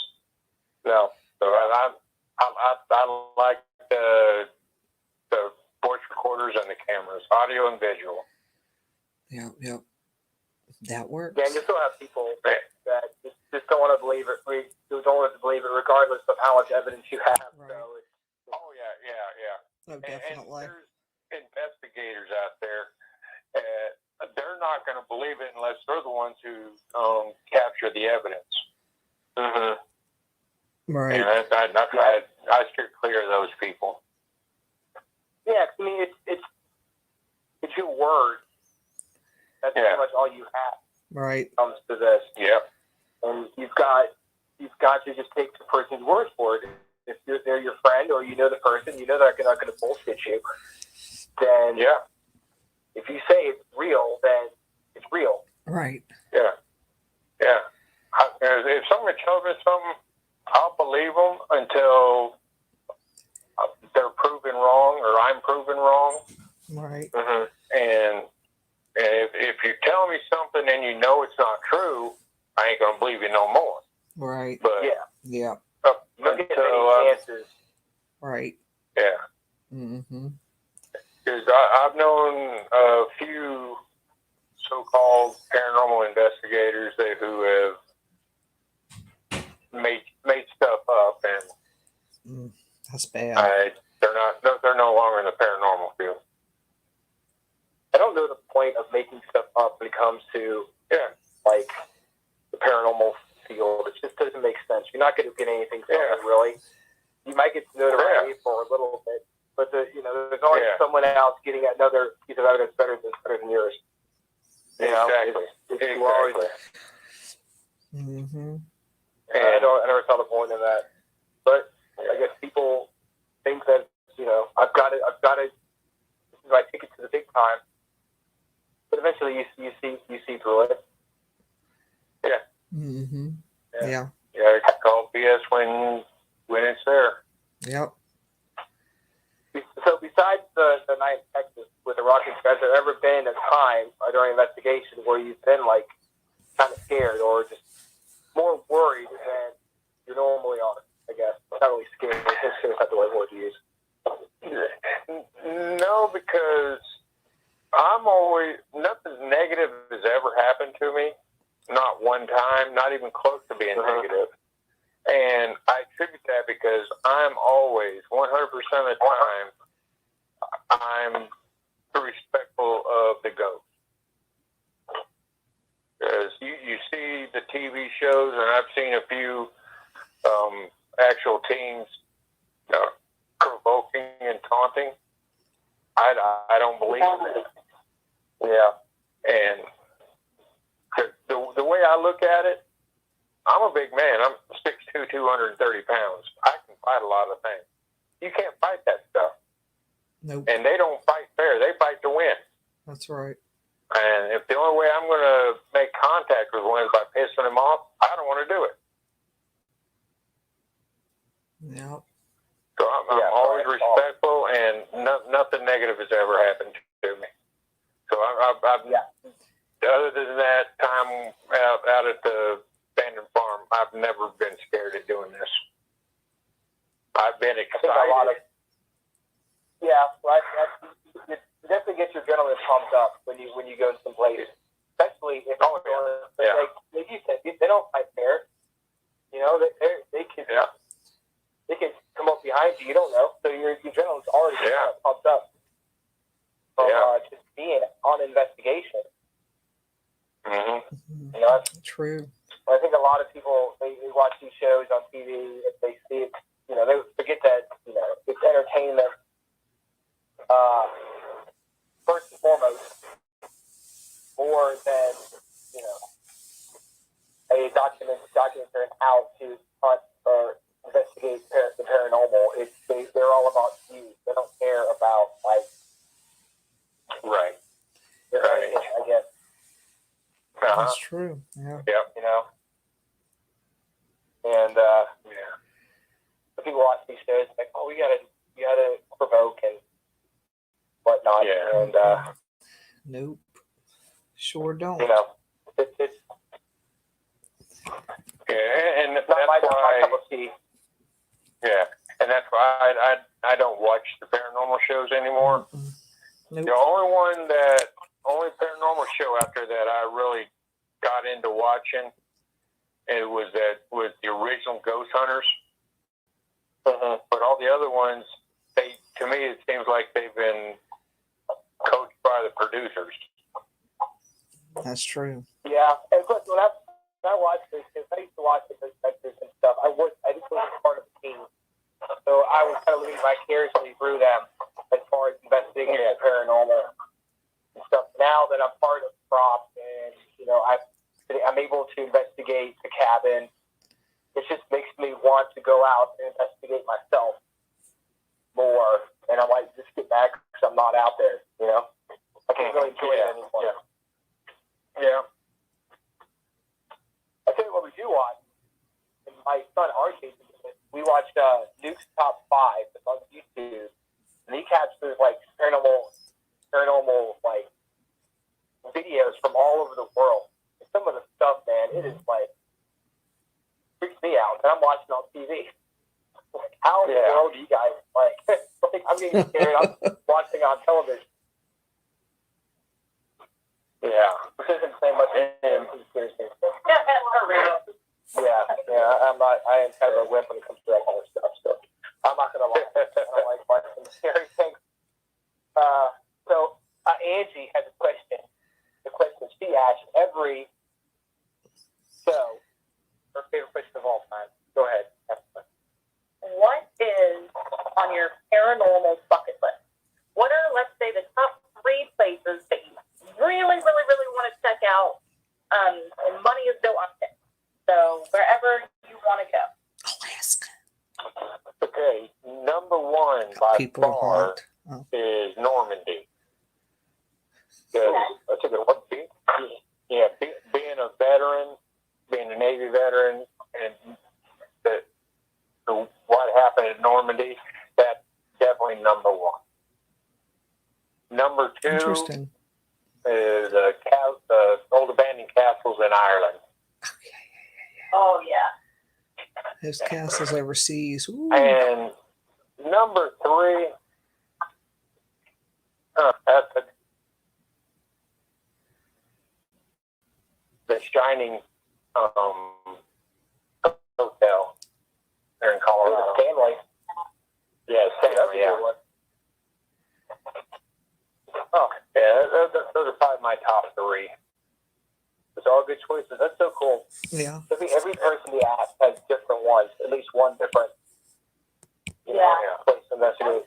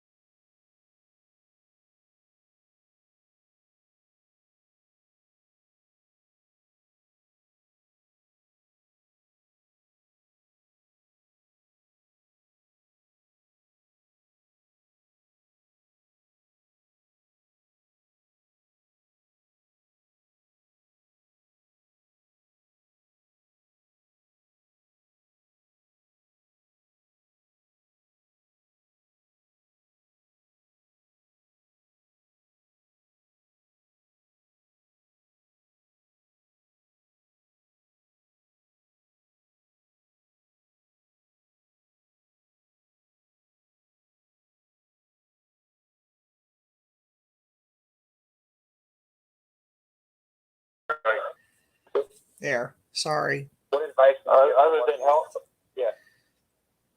what advice would you give someone who's trying to get into the paranormal? find you a good, experienced Person. investigator, Yep. and learn everything you can. Yep. So you get people out there that they watch a couple episodes of Ghost Adventures and they go get themselves a black T-shirt and a digital voice recorder, and they're out there. Yeah. It's the purpose of the book. Don't learn how to ghost hunt from watching TV. Yeah, those And read the book. Those are not how-to videos. Exactly. Yeah. The book.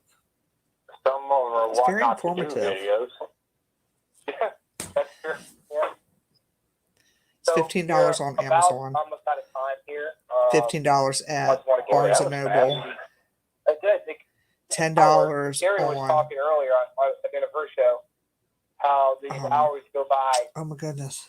super fast when you Kindle. get into a conversation. And $10 if you go to the Manor talking, House. Throwing ideas around. Yeah, sometimes an hour just isn't long enough. But we'll have you back on the show here. But I want to give you a chance to come to talk about like your team and where they can find you. Talk how people can touch you about going to investigate the Manor House. Just give these last minutes up to you to promote yourself. My website is vapor757.com, VAPOR757.com. It's got a link on my email and everything. Contact me. And if you got any brand new paranormal investigators out there, I have written a book about how to be a paranormal investigator. It's called Welcome to the World of Paranormal Investigations. You can buy it on Amazon. You can email me and I can send you a copy.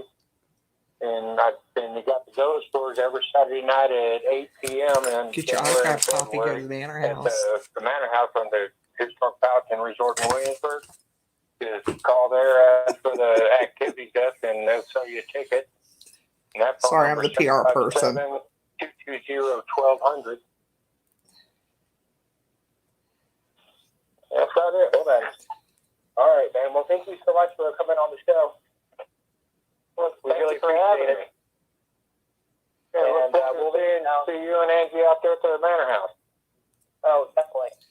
We'll make Yeah, it down better there let me know sometime. when y'all are going so I can meet you. Good deal. I'm on mute. They have no idea. Okay, man. Thank you so much for coming on the show. Bye. All right, thank We'll you. talk to you soon. Bye. Have a good one. All righty. All right, bye. Bye. All right, so that is the end of blog talk and that. Next week we've got Casey Colbert coming on. Yeah. From Cauldron Talk with Casey. Woo. He's into witchcraft and stuff like that, so that'll be interesting. Plus, she is a tour guide at Hinsdale House. So we can talk about Hinsdale next week on the Freaking Awesome Show. So Nice. the next week is our anniversary, 6-year anniversary. What? Like it's been 50. And she hasn't even been here the whole time. It's actually, I think the actual date is not the actual day, but it's during that week. So I'm just going to call out our anniversary show. So hope you guys tune in next week for Casey Goldberg, and we will be back next Tuesday night. Same freaking awesome time. That's right. Have a good night. Thank you for using Blog Talk Radio. Goodbye. Goodbye. All right, y'all. I'm going to end my episode also. I just figured that I would keep it rolling on StreamYard. So anyway, thanks for tuning in to Vibe Time with Jerry. Thanks for tuning into the Freaking Awesome Show. And like I said, there'll be no Vibe Time with Jerry next week, but we'll pick it up the following week. I believe that is on the 18th, I think. Let me take a look. Yeah, I'll resume Vibe Time with Jerry on the 18th with the infamous John Stevens. So y'all have a great night. Thank you for tuning in. I appreciate it. And again, Mark Coppell, thank you for coming on my show. I appreciate that. So very interesting talk. I'll have to get back up with you or we can get back on the air again. Y'all, good night. Thanks, Steve White, my little booking agent. I appreciate you. Good night.